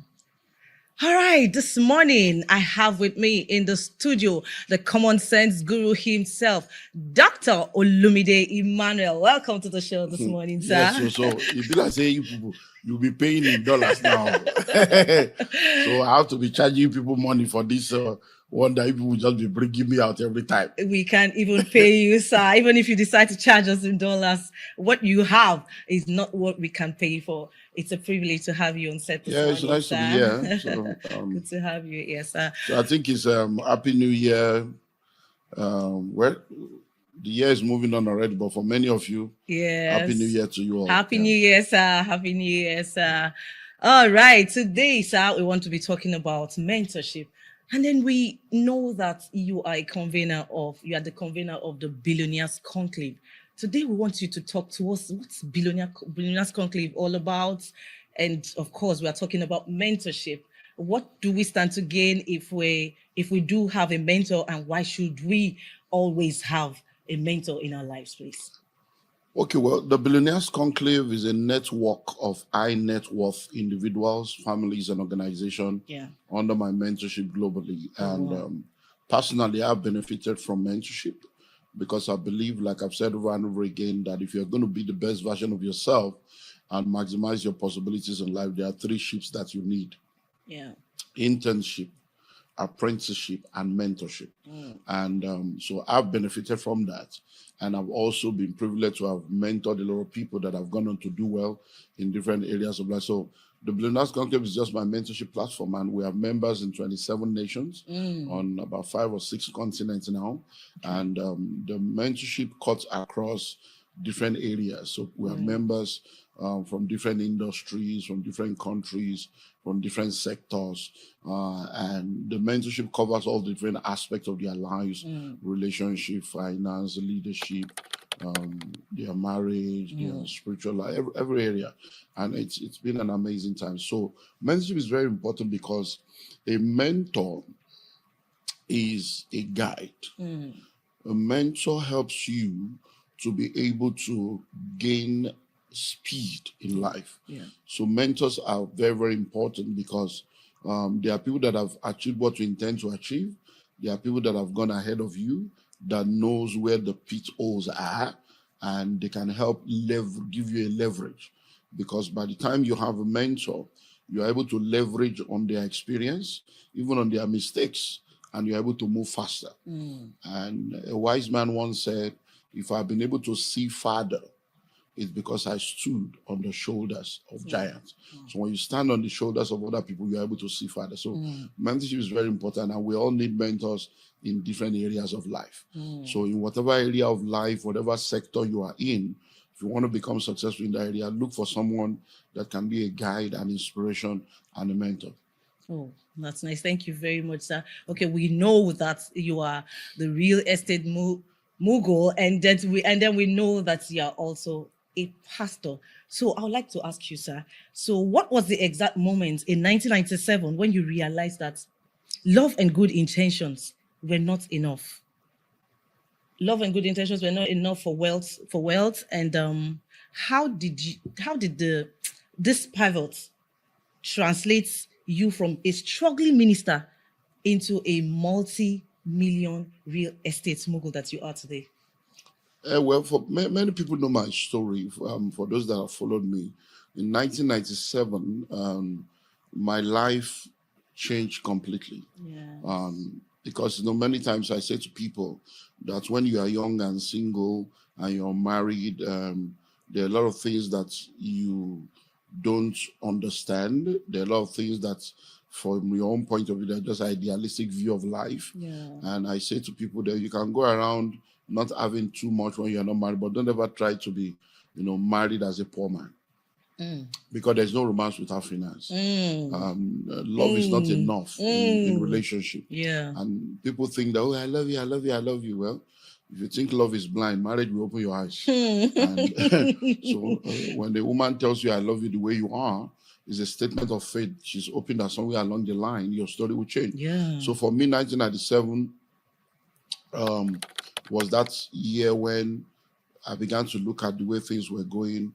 As a result of the situations and circumstances around me, it was just not okay. And then 98, so between 97 and 98, I went through 8 months of an encounter that changed everything for me. I've come to realize that most of what we practice in this part of the world is religion. not Christianity. Christianity is not a religion, it's a relationship with your Creator. Yeah. And when you practice Christianity as a religion, you're going to be a pawn in the hands of charlatans behind the pulpit. Yeah. So I cried out to God in my frustration. And I said, God, I'm tired. I can't continue like this. I've lived all my life. Got born again as a teenager, became a pastor at the age of 21, and became an overseer at the age of 24. So I've spent all my life serving you. How come I'm here? And God said, if you really want to be free, then let me show you how. And He took me on a journey, which was an 8-month journey. That journey had 4 different, areas that I had to go through. And everything I went through, I put in my book, The Pathway to Wealth. And that book was released in 2006. And I actually just released the, updated and revised version after 21 years. I released that because I wrote the book in 2005, released it in 2006, and now we release the updated version. So one thing He showed me was to take me from Genesis to Revelation and deliver me from religion by showing me His mind and His kingdom agenda for us. And then number 2, He asked me to go forth and study the lives of rich and wealthy individuals and families all over the earth and to find out what made them rich and wealthy. And when I did that, I realized that, wow, principles are universal. Everyone that became rich doing the same thing, practicing the same principle. And I'm okay. And these principles have been there in the Bible. So I realized that success leaves clues. And if you know better, you do better. And I began to practice those things. And in less than 4 years, there was a turnaround. And it became a mandate. Go teach my people wealth creation. So beginning from my primary constituency, the church, I began to teach people on biblical economics and wealth creation. And that's translated to being a blessing to the world. And we're still doing that. Oh, wow. That's a great one, sir. Thank you for sharing your experience with us. All right. So you say to get rich, you don't rely on salary to get rich. So what's the one side hustle strategy from your common sense empire that pros can actually steal to multiply streams of income? Well, few things. Number one, when people talk about hustling or whatever, I think it's just a way of saying that they are struggling. Because as far as I'm concerned, that's not what you should be doing. Well, when it comes to the subject of salary and all the stuff, there's nothing wrong in salary, but salary alone cannot make you rich and wealthy. I read a book that was, I went on a tour, 2 global tours, I think last year on that, 2024, 2025. I went on another tour on how to create wealth as a career person. Because you can be an entrepreneur or you can be an intrapreneur. So a lot of people are poor because they don't know how to create wealth. So if you're a salary earner, you must understand that salary alone cannot help you to become wealthy. Salary can become a tool for you to have money to invest. So you need to go beyond salary to investment. And so there are basic laws that guide wealth creation. Number 1 is the law of financial intelligence. Number 2 is the law of delayed gratification. Number 3 is the law of asset acquisition. Number 4 is the law of cash flow. Number 5 is the law of multiple streams of income. So you need to understand all these different laws and apply them, and then you're going to do well. Wow. So good to hear all of that. So let's talk about grip now. What is grip? And what should we be expecting? What is grip? We want to know everything about grip.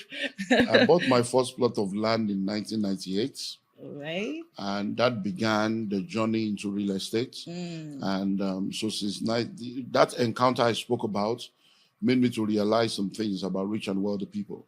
I realized that every rich and wealthy individual on earth, number 1, they do not work for anybody, they work for themselves. Yes. They don't depend on salary. Yes. Number 2, they don't have one source of income, they have multiple streams of income.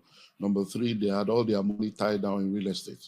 So I realized that there is no rich and wealthy man on earth that does not get involved in real estate. And I realized that real estate is the only vehicle of wealth creation that also doubles as a vehicle of wealth retention. So when you say somebody is rich, it's cash-based. When you say somebody is wealthy, it's asset-based. So all the wealthy people on earth, when you ask them now, how much are you worth? They are going to bring their assets, and real estate is the number 1 asset portfolio that many of them have. So I began to buy 1 plot, 2 plot, and little by little. Then in 2001, I started my first estate development, which was 50 acres of land in Ikorodu. And that began the journey into massive estate development. But I realized that going into real estate at that time, 97, 98, 99, there were not many people doing what people are doing now. And we didn't have many mentors or many people to guide us. So I made a lot of mistakes. Starting that 50-acre estate in 2001, so the mistakes I made then, 25 years later, I'm still paying for it. Wow. So when I realized those mistakes, I'm like, wow. There are many people that are doing this thing that will get into trouble. Yes. So by 2003, I started a mentorship platform that we call the 360-degree mentorship platform that has metamorphosed into the Billionaires Conclave. So I started mentoring people. Okay. So majority of the people in real estate today are people that I trained, mentored, or people that were influenced by me or by people that I've trained. And that's why a lot of the players today, they see me as a mentor and as a father. So one of the things I did was to begin to train people, to use my mistakes to tell them, look, you can't do it this way, this is the way, or this is the mistake I made. And many of them started doing well. And I began to do those trainings regularly. So maybe like every 2 years, every 3 years. But at the point I stopped because I just felt a lot of people know what to do now. Then in 2022, something amazing happened. I realized that majority of the people that I've trained from 2023 to that point for like 20 years, many of them have become major players. Many of them have also brought in, so the industry has become very massive. A lot of people were coming to the industry, but there were many things that were now becoming more dangerous than the mistake that we even made. And I saw the trend and the way things were going. I said, we need to sanitize this thing. The second aspect was the fact that a lot of people were playing locally, but they did not realize that they can play globally. And that there are many dimensions to real estate. So in 2022, I curated a brand new, real estate, masterclass, because what we normally call it was REAM, Real Estate Executive Master. So I created the Global Real Estate Executive Bootcamp. Okay. So that's what I'm going now. GREEP. That's Global nice. Real Estate Executive Bootcamp. So it's a 7 days fully resident. Yes, so another opportunity has come for you to be a landowner in Abuja. C of O, checked. R of O, checked. Approved layout, checked. Registered survey, checked. Development, checked. Listing and listing well. The Genesis Estate Abuja is one of the hottest land you can ever be a part of right now. In Genesis Estate Abuja, we have almost 50 buildings that have already been developed that is awaiting you to come by and move in. And guess what? We've just signed an agreement to begin 500 housing units along with a government agency. So buying a land in Genesis Estate in Abuja is no more something you need to delay on. Genesis Estate is located behind Bingham University on the Yanya Kefi Express Road in Outer Balefi. All documents are intact, and with just 20 million naira, yes, you heard me right, with 20 million naira, you can own a plot of land within Genesis Estate. That 20 million covers for the land, it covers for your developmental levy, it covers for infrastructural due, it covers for all your documentation, no hidden fee, and guess what? We give you 90 days to make the payment. Only 70 plots available. Rush now and grab it. I'll see you in the new location.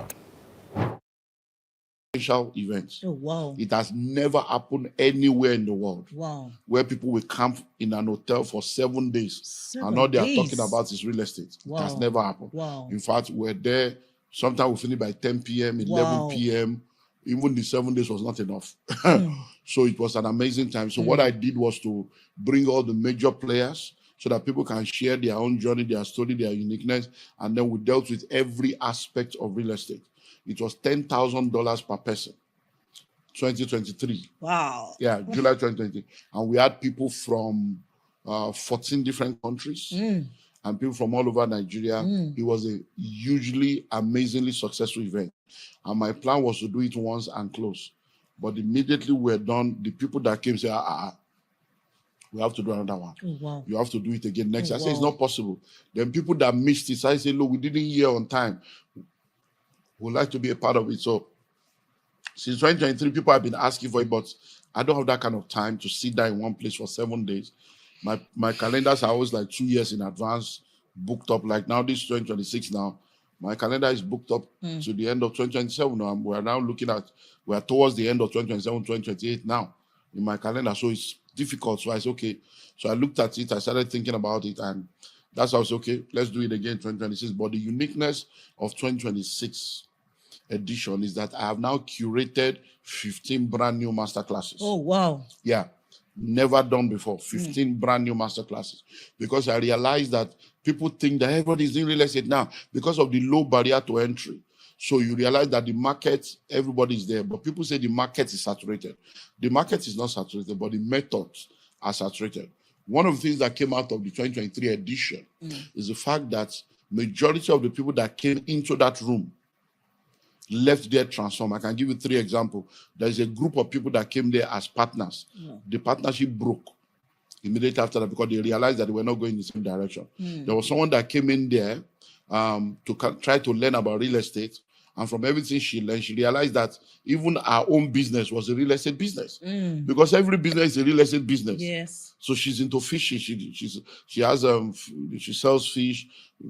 And this last year alone, she's done about 5 billion. Oh my God. In 1 year. Oh my God. On fish alone. Yeah, on fish. And she came in there thinking that she wants to, by the 4th day, she came to say, Daddy, I'm not doing real estate again. Let me sit with my fish. The fish business is, I can now be building co-room. That is also real estate.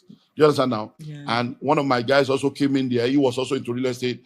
And by the time he can say, no, I'm not doing that real estate. All of you are doing. I'm going into hostels. And he started building those. It's going to be one of the speakers this year. So what I've done is I've curated 15 brand new masterclasses.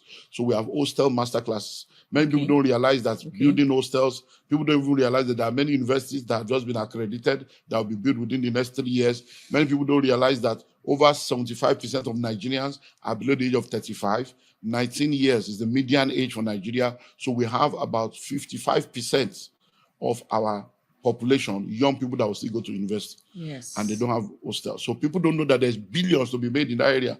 So we are having cinema master classes.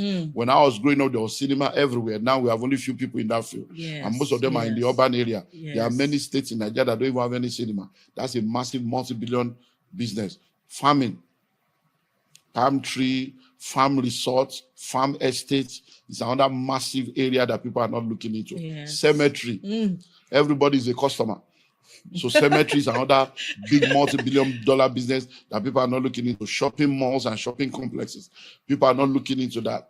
Film village. People are not looking into that. So I've curated 15 brand new masterclasses that will be shared. That's never been shared before. It's a masterclass that people have never given attention to and all those things. And then we are bringing all the major players.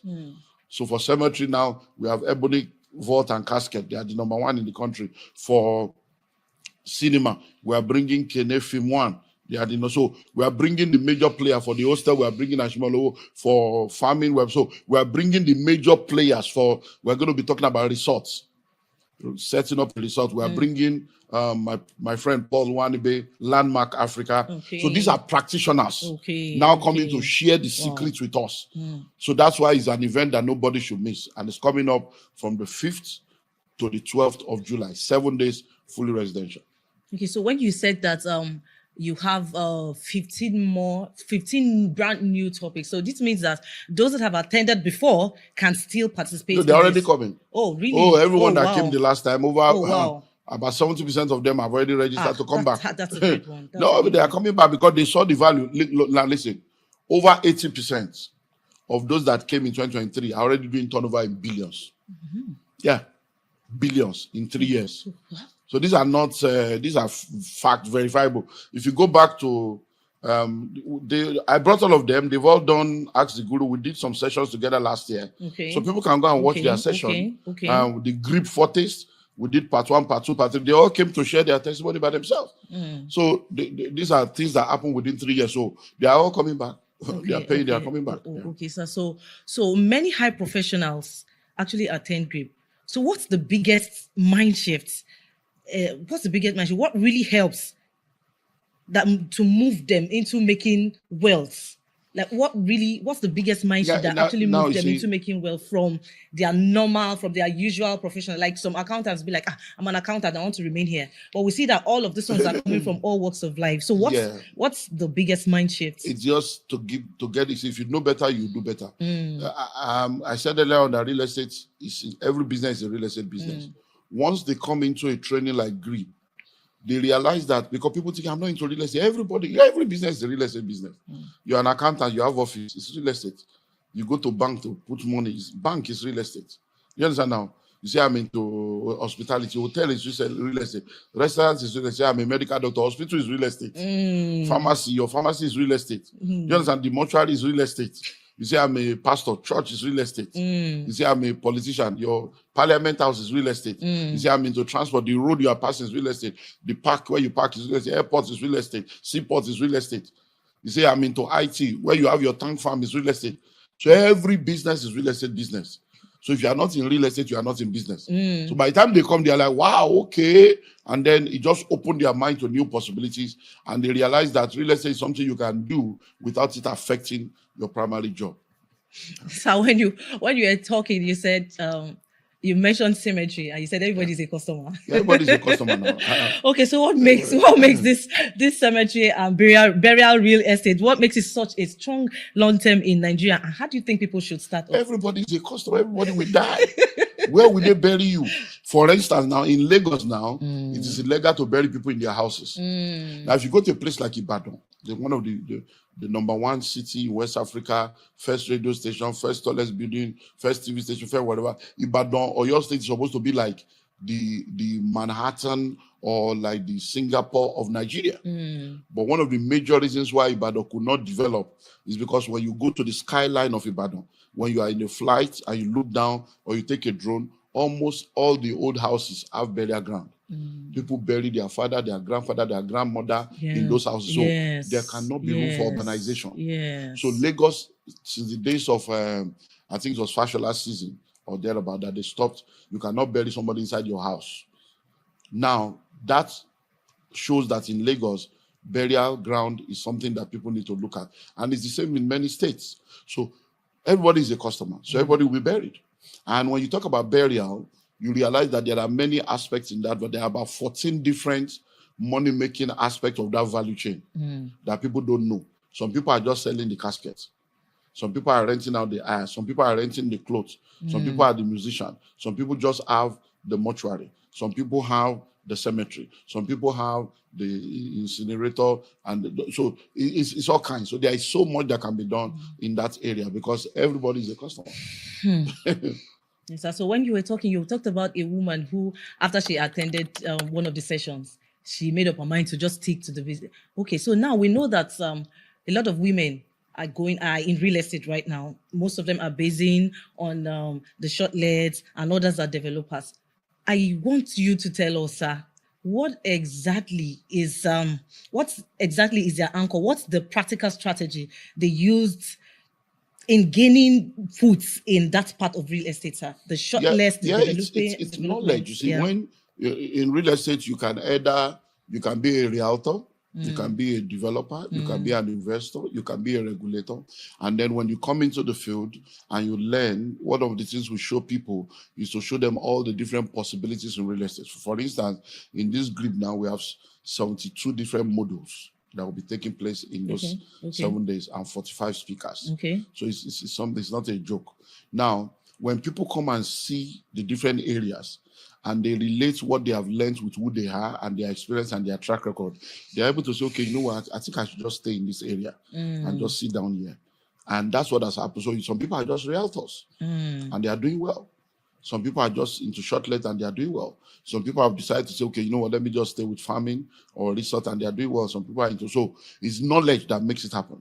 When you have the knowledge, you are able to now see the different areas and you are able to now know where to stand. And one of the things that helps us is for everybody that comes for our event, we connected them to 1 year mentorship. So when you come for GRIP, there's a 1 year mentorship attached to that GRIP. So people that are coming for GRIP now, for instance, you are going to get those 7 days fully residential with 45 speakers, 72 topics. We're going to be giving you manuals and stuff that are 12 million naira worth of inventory of manuals. So the one we did in 2023 that people pay $10,000 for, you will get it. Okay. So you're going to get the entire manual, the entire PowerPoint, the entire video, everything for 2023. You will get it. Okay. Then we're going to give you all the master plan for Lagos and Abuja. We're going to give you the 30-year master plan of Lagos State. So all the materials you will get is 12 million materials alone. Then for everybody that comes, we're going to be having 1 year mentorship. So I will mentor you for 1 year. Okay. Which is already another $10,000 alone for just the mentorship for 1 year. Then we're going to now give you 300 million naira worth of inventory. Okay. Yeah. When we did it in 2023, we gave everybody for 5 acres each. Okay. To go and use to practice because so that they can make their money back. Some people made their money back within the 1 week. Some make it back within 30 days after the event. So what we have done is we're going to give you 300 million. So we're giving out 30 billion naira worth of real estate to everybody that will come. So we're going to be giving you 300 million. So that 300 million naira worth of inventory, you will go and now use it to practice what we have taught you. And when you're able to sell, you get 10% of all that you sell. So by the time you sell 300 million, you get 30 million. So? Okay, so if in 2023, the attendees paid $10,000, this year they are paying? No, it's 50 million.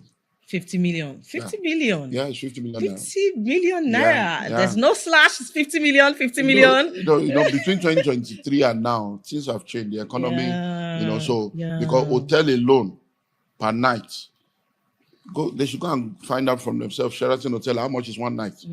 So by the time you are paying 550,000 a night for an hotel times 7, we're giving 550 times 7. You already see that's already like 4 million for the room. You're going to be eating, so that's already like every day is like 100,000. So that's 700,000 for you again. That's already like 5 million. We're giving you materials of 12 million. That's already 17 million. You understand now? Yes. And then 1 year mentorship is there. Then facilitators, 45 people are coming to speak. They'll be paid. Renting the hall itself for 7 days. So, and then we have it. So it's just, so what we can do is, I don't know when people will be watching this. Okay. So what I can do, I hope I will not shoot myself in the leg. But what I can do is, we did 50% discount last year. Okay. Which closed on the 31st of December. So people have taken advantage of that. Yeah. So what I can do is to extend that.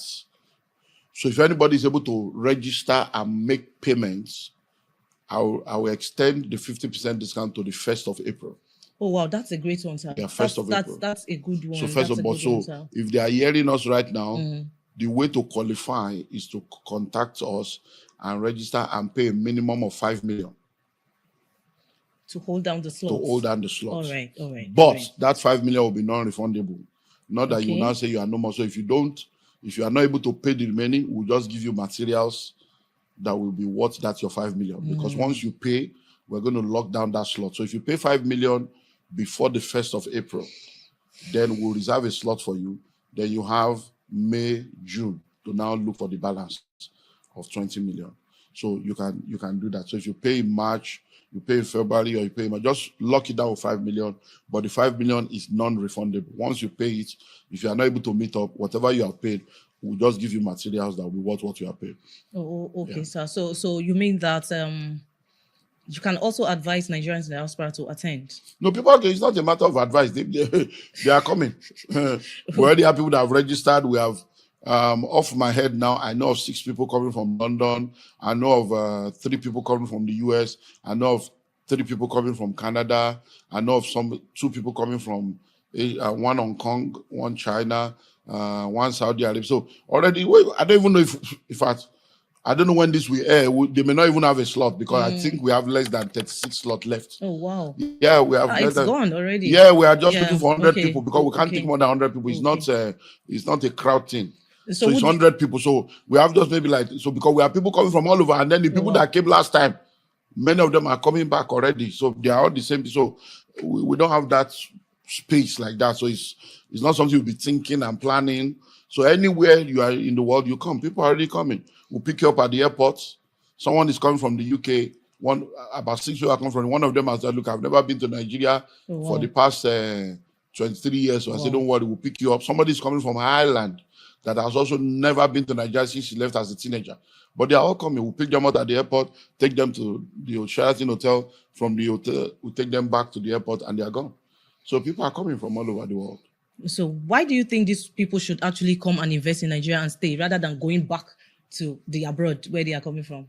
No, they are coming for the event. Yes. Yeah, but they are not staying. They have their families there, but they are coming in there. But you see, there are investments in Nigeria that are making money for people. So we have a lot of investors all over the world. Like our palm tree now, we have people that invested in our palm tree. Our Madiba countryside, we have people that, so people invest with us, buy our lands, buy our houses, buy our product from all over the world. So we have customers all over Africa, Kenya, Cameroon, Tanzania, Mozambique, South Africa. We have London, America, Australia. We have customers all over. So people patronize us because of integrity and longevity. We've been there, and we have a good reputation and good brand here. You know, sometimes when you speak, I just wonder, you're a pastor and you are so much into real estate. As a pastor of Calvary Bible Church, how do you balance the ministry aspect and the business without critics everywhere? No, the critics will always be there. That's not a problem. I remember 1998, religion has messed us up. In 1998, I was the PFN chairman in my area. I was the PFN chairman in 1998. And I remember sharing with them then, because I was talking to all this full-time ministry stuff. Because when we started out in the 80s, those were the conventional, religious teaching. Everybody forsake everything and focus on church and be doing full-time. And when I encountered God in 1998, I realized that all this is just nonsense, just religion. So I in 1998, I preached on what I call redefining full-time ministry. And I was telling them that full-time ministry is not foolishness, like many of the pastors are practicing. Yes. Full-time ministry means that once God calls you into ministry, ministry should become your primary assignment and primary focus, but not your only assignment. That you are in ministry does not mean you not focus on your wife or your children or focus on your parents or no, that is no. But ministry should be your primary assignment, but not your only assignment. So what people have done is they forsake everything. They now focus ministry. They don't do marriage. They don't do children. They won't do school run. They won't take care of their wife. They won't help their family. They say they are pastor. They are doing full time. And then it's just foolishness. So many of them are poor, hungry, wretched, and frustrated because many of the people that were teaching them about full time. Yes, so another opportunity has come for you to be a landowner in Abuja. C of O, checked. R of O, checked. Approved layout, checked. Registered survey, checked. Development, checked.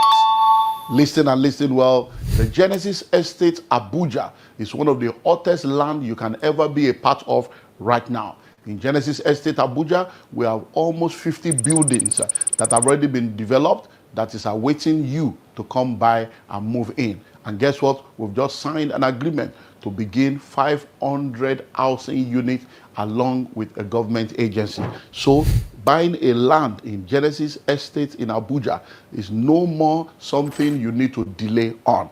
Genesis Estate is located behind Bingham University on the Yanya Kefi Express Road in Outer Balefi. All documents are intact, and with just 20 million naira, yes, you heard me right, with 20 million naira, you can own a plot of land within Genesis Estate. That 20 million covers for the land, it covers for your developmental levy, it covers for infrastructural due, it covers for all your documentation, no hidden fee, and guess what? We give you 90 days to make the payment.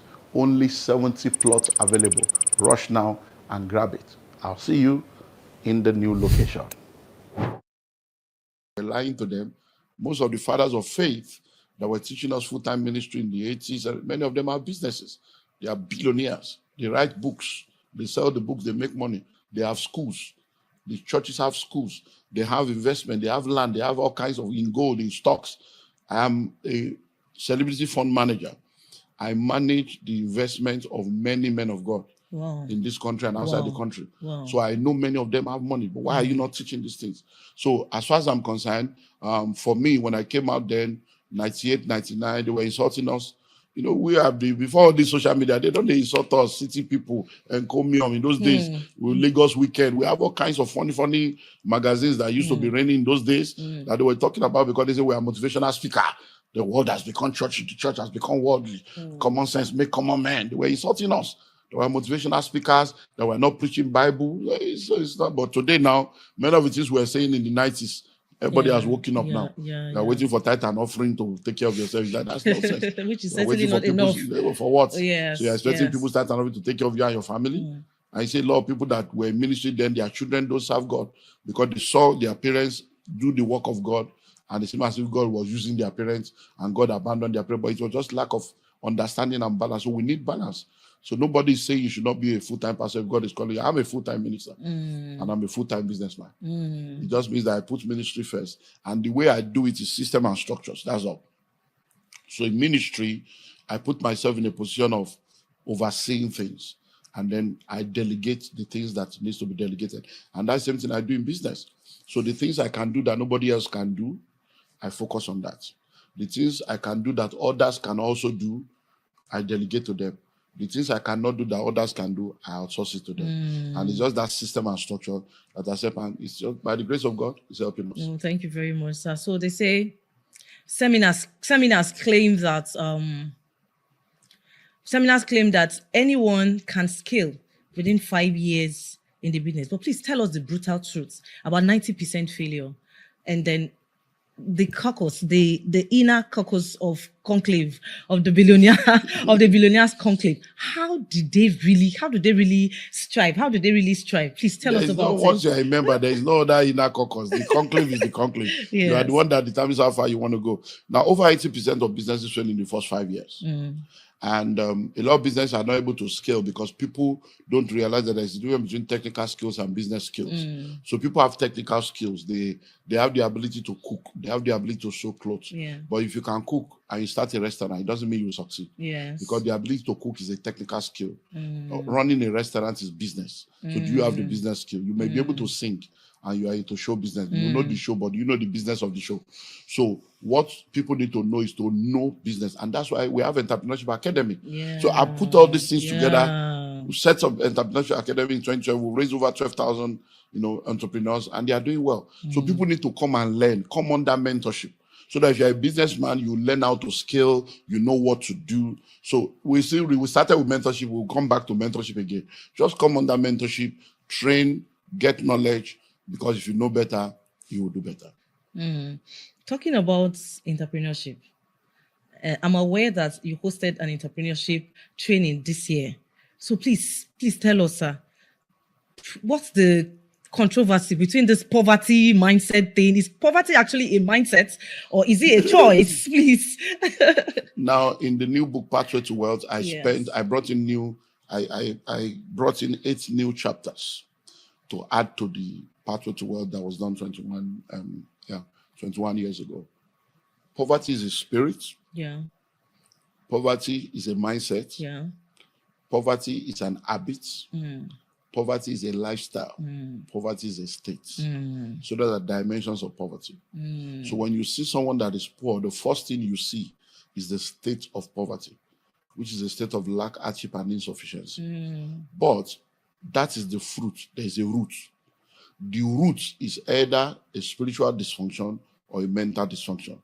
So for many people, if they come in contact with church and they come from the religious part, they will tell them it's a demon. It's the altar of your father's house. Let's destroy the spirit of poverty, which is okay. There's a part to that. But once the spirit is destroyed, what next? Because the spirit of poverty is not omnipresent. It's not omniscient. And it's not omnipotent. It's a spirit. It's not everywhere. It's not God. So that means that what the spirit of poverty does is that when the spirit of poverty comes into the life of a man, he installs software and programs. That is the poverty mindset. So even after you have prayed for someone and they have been delivered from the spirit has gone. You have cast out the devil. But there is the software that is the program that runs their life. That is the mindset. So it is that mindset of poverty that now makes people to begin to do things they are not supposed to do. They don't save, they don't learn, they believe they have wrong mindset. That is what now leads them into poverty attracting habits that now leads to a lifestyle that now keeps them poor. So there are dimensions to these things. Wow. It's been a wonderful session with you. But lastly, sir, we want you to share with us what's the most painful business flop you endured and common sense lessons that saved your empire. Can you please share with us? That's another masterclass on this one. Well, not really. It's a lot. I would say, but let me just say that one of the major mistakes I've made in life when it comes to business is believing that I can trust people, the way I'm trustworthy, because I'm a very loyal, trustworthy person. Integrity is just, when I tell you A is A. And that's where I've lived my life. So I just thought that, especially when they are Christians, when somebody say they are a Christian like this, so I trust implicitly. And I now realize that I needed to balance that also. So we use the word cautiously optimistic. So now I still trust people, but I now have a caveat of making sure that I don't let down my guards to a level where people will mess me up, because I trusted a lot of people. They messed me up, and my business went through a major crisis that were over 8 billion in debt, and it took me almost 10 years to come out of that debt. Oh, wow. Yeah. Oh, wow. So it's just trusting people, and people just do a lot of stuff, and so people are wonderful. People are wonderful. Thank you very much, sir. So we know that you are a coach. You coach on wisdom and couples. Okay. Controversially, does marrying wrong doom wealth creation? I don't know where we say marry wrong. It depends, because even if you marry right, you can become wrong. And if you think you married wrong, you can become right. It's a function of the two of you being willing to make it work, because anybody can change when they have encounter with the truth. So I believe very strongly that when it comes to wealth creation, who you marry affects wealth. So if you study, when I was coming up, I've read many books, and when you do research, you realize that the fact that you have money does not mean you will succeed in marriage. There are billionaires that have divorced. So money does not equal to happiness or success in marriage, but the absence of it will definitely guarantee pain. So it's all a function of the fact that who you marry affects almost every area of your life. So if you marry the wrong person, it can affect you.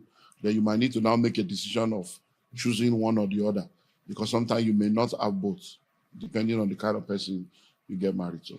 All right, sir. Thank you very much, sir. So, sir, one last question. If the conclave summit, I think you should be a pastor, because you have done last question like 4 times now, and as a pastor will say, finally. Because while you speak, a lot of things is still coming up, and there are questions that so many people would like to receive answers. Okay, so, sir.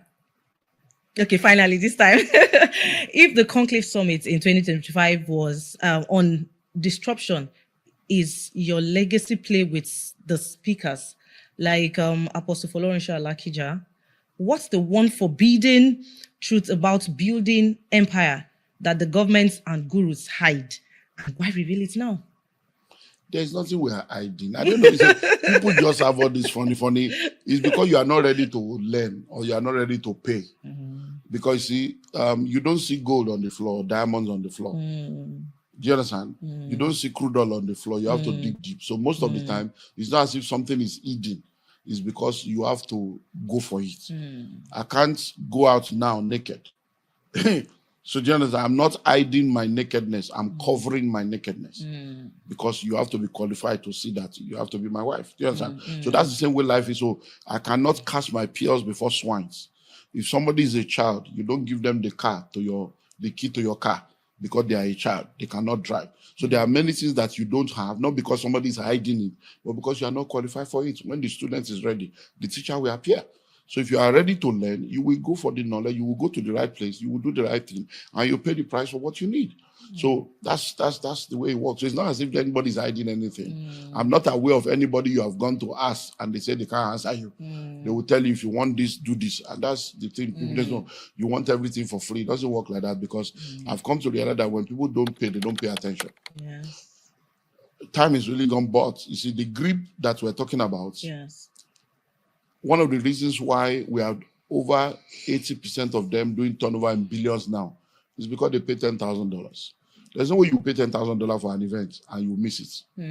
There's no way you pay $10,000 for an event and you not practice what they taught you. It's not possible. Yes. Except you are completely true. stupid. And you can't be stupid with $10,000. So will you come and pay 25 million or pay 50 million now and you say, I'm tired, I changed my mind, there was traffic. You will come. Even if your wife is in labor, you say, babe, this is where I'm going for that meeting. So because people don't pay, whenever they get things cheaply and easily, the grace, the impetus to do something with it is very low. So, and what I would do is our conclave summit for this year is coming up in March. Like I said, Okay. I don't know if and when this will be aired for people to see, but anybody that is coming for the grip, Yes, please. if they are able to pay 100%, I've given them 25% and 50% discount. Yes, please. To pay 25 million. Yes. So what I will now do is anybody that is able to pay that 25 million upfront Yes. before the 1st of March, Okay. depending on when you are showing this. So it may be gone, you may be hearing late. So anybody that can pay the entire 25 million, Yes. which is the 50% before the 1st of March, then I will now allow them to come for the conclave summit absolutely free. Oh, wow. So that's Friday the 6th and Saturday the 7th of March. Oh, 2 days fully residential at Marriott. That one alone is $3,000, but you will now come for free. Oh, wow. Yeah. This has to be aired soonest. This has to be aired so that people can actually come on board. Thank you very much, sir. Thank you for sharing your wealth of knowledge with us. So if you are joining us for the first time or you have been constantly watching us, this is mentorship that we are talking about, that people pay for. You have gotten it on the platter of gold. Please do not forget to subscribe to our channel, and don't forget to click on your subscription button. Follow us on our social medias, all our social media handles at MyCSTV Global. Till we come your way again, I remain Rita Okosa. Thank you very much. See you on the next episode. Thank you, sir. Thanks for having me.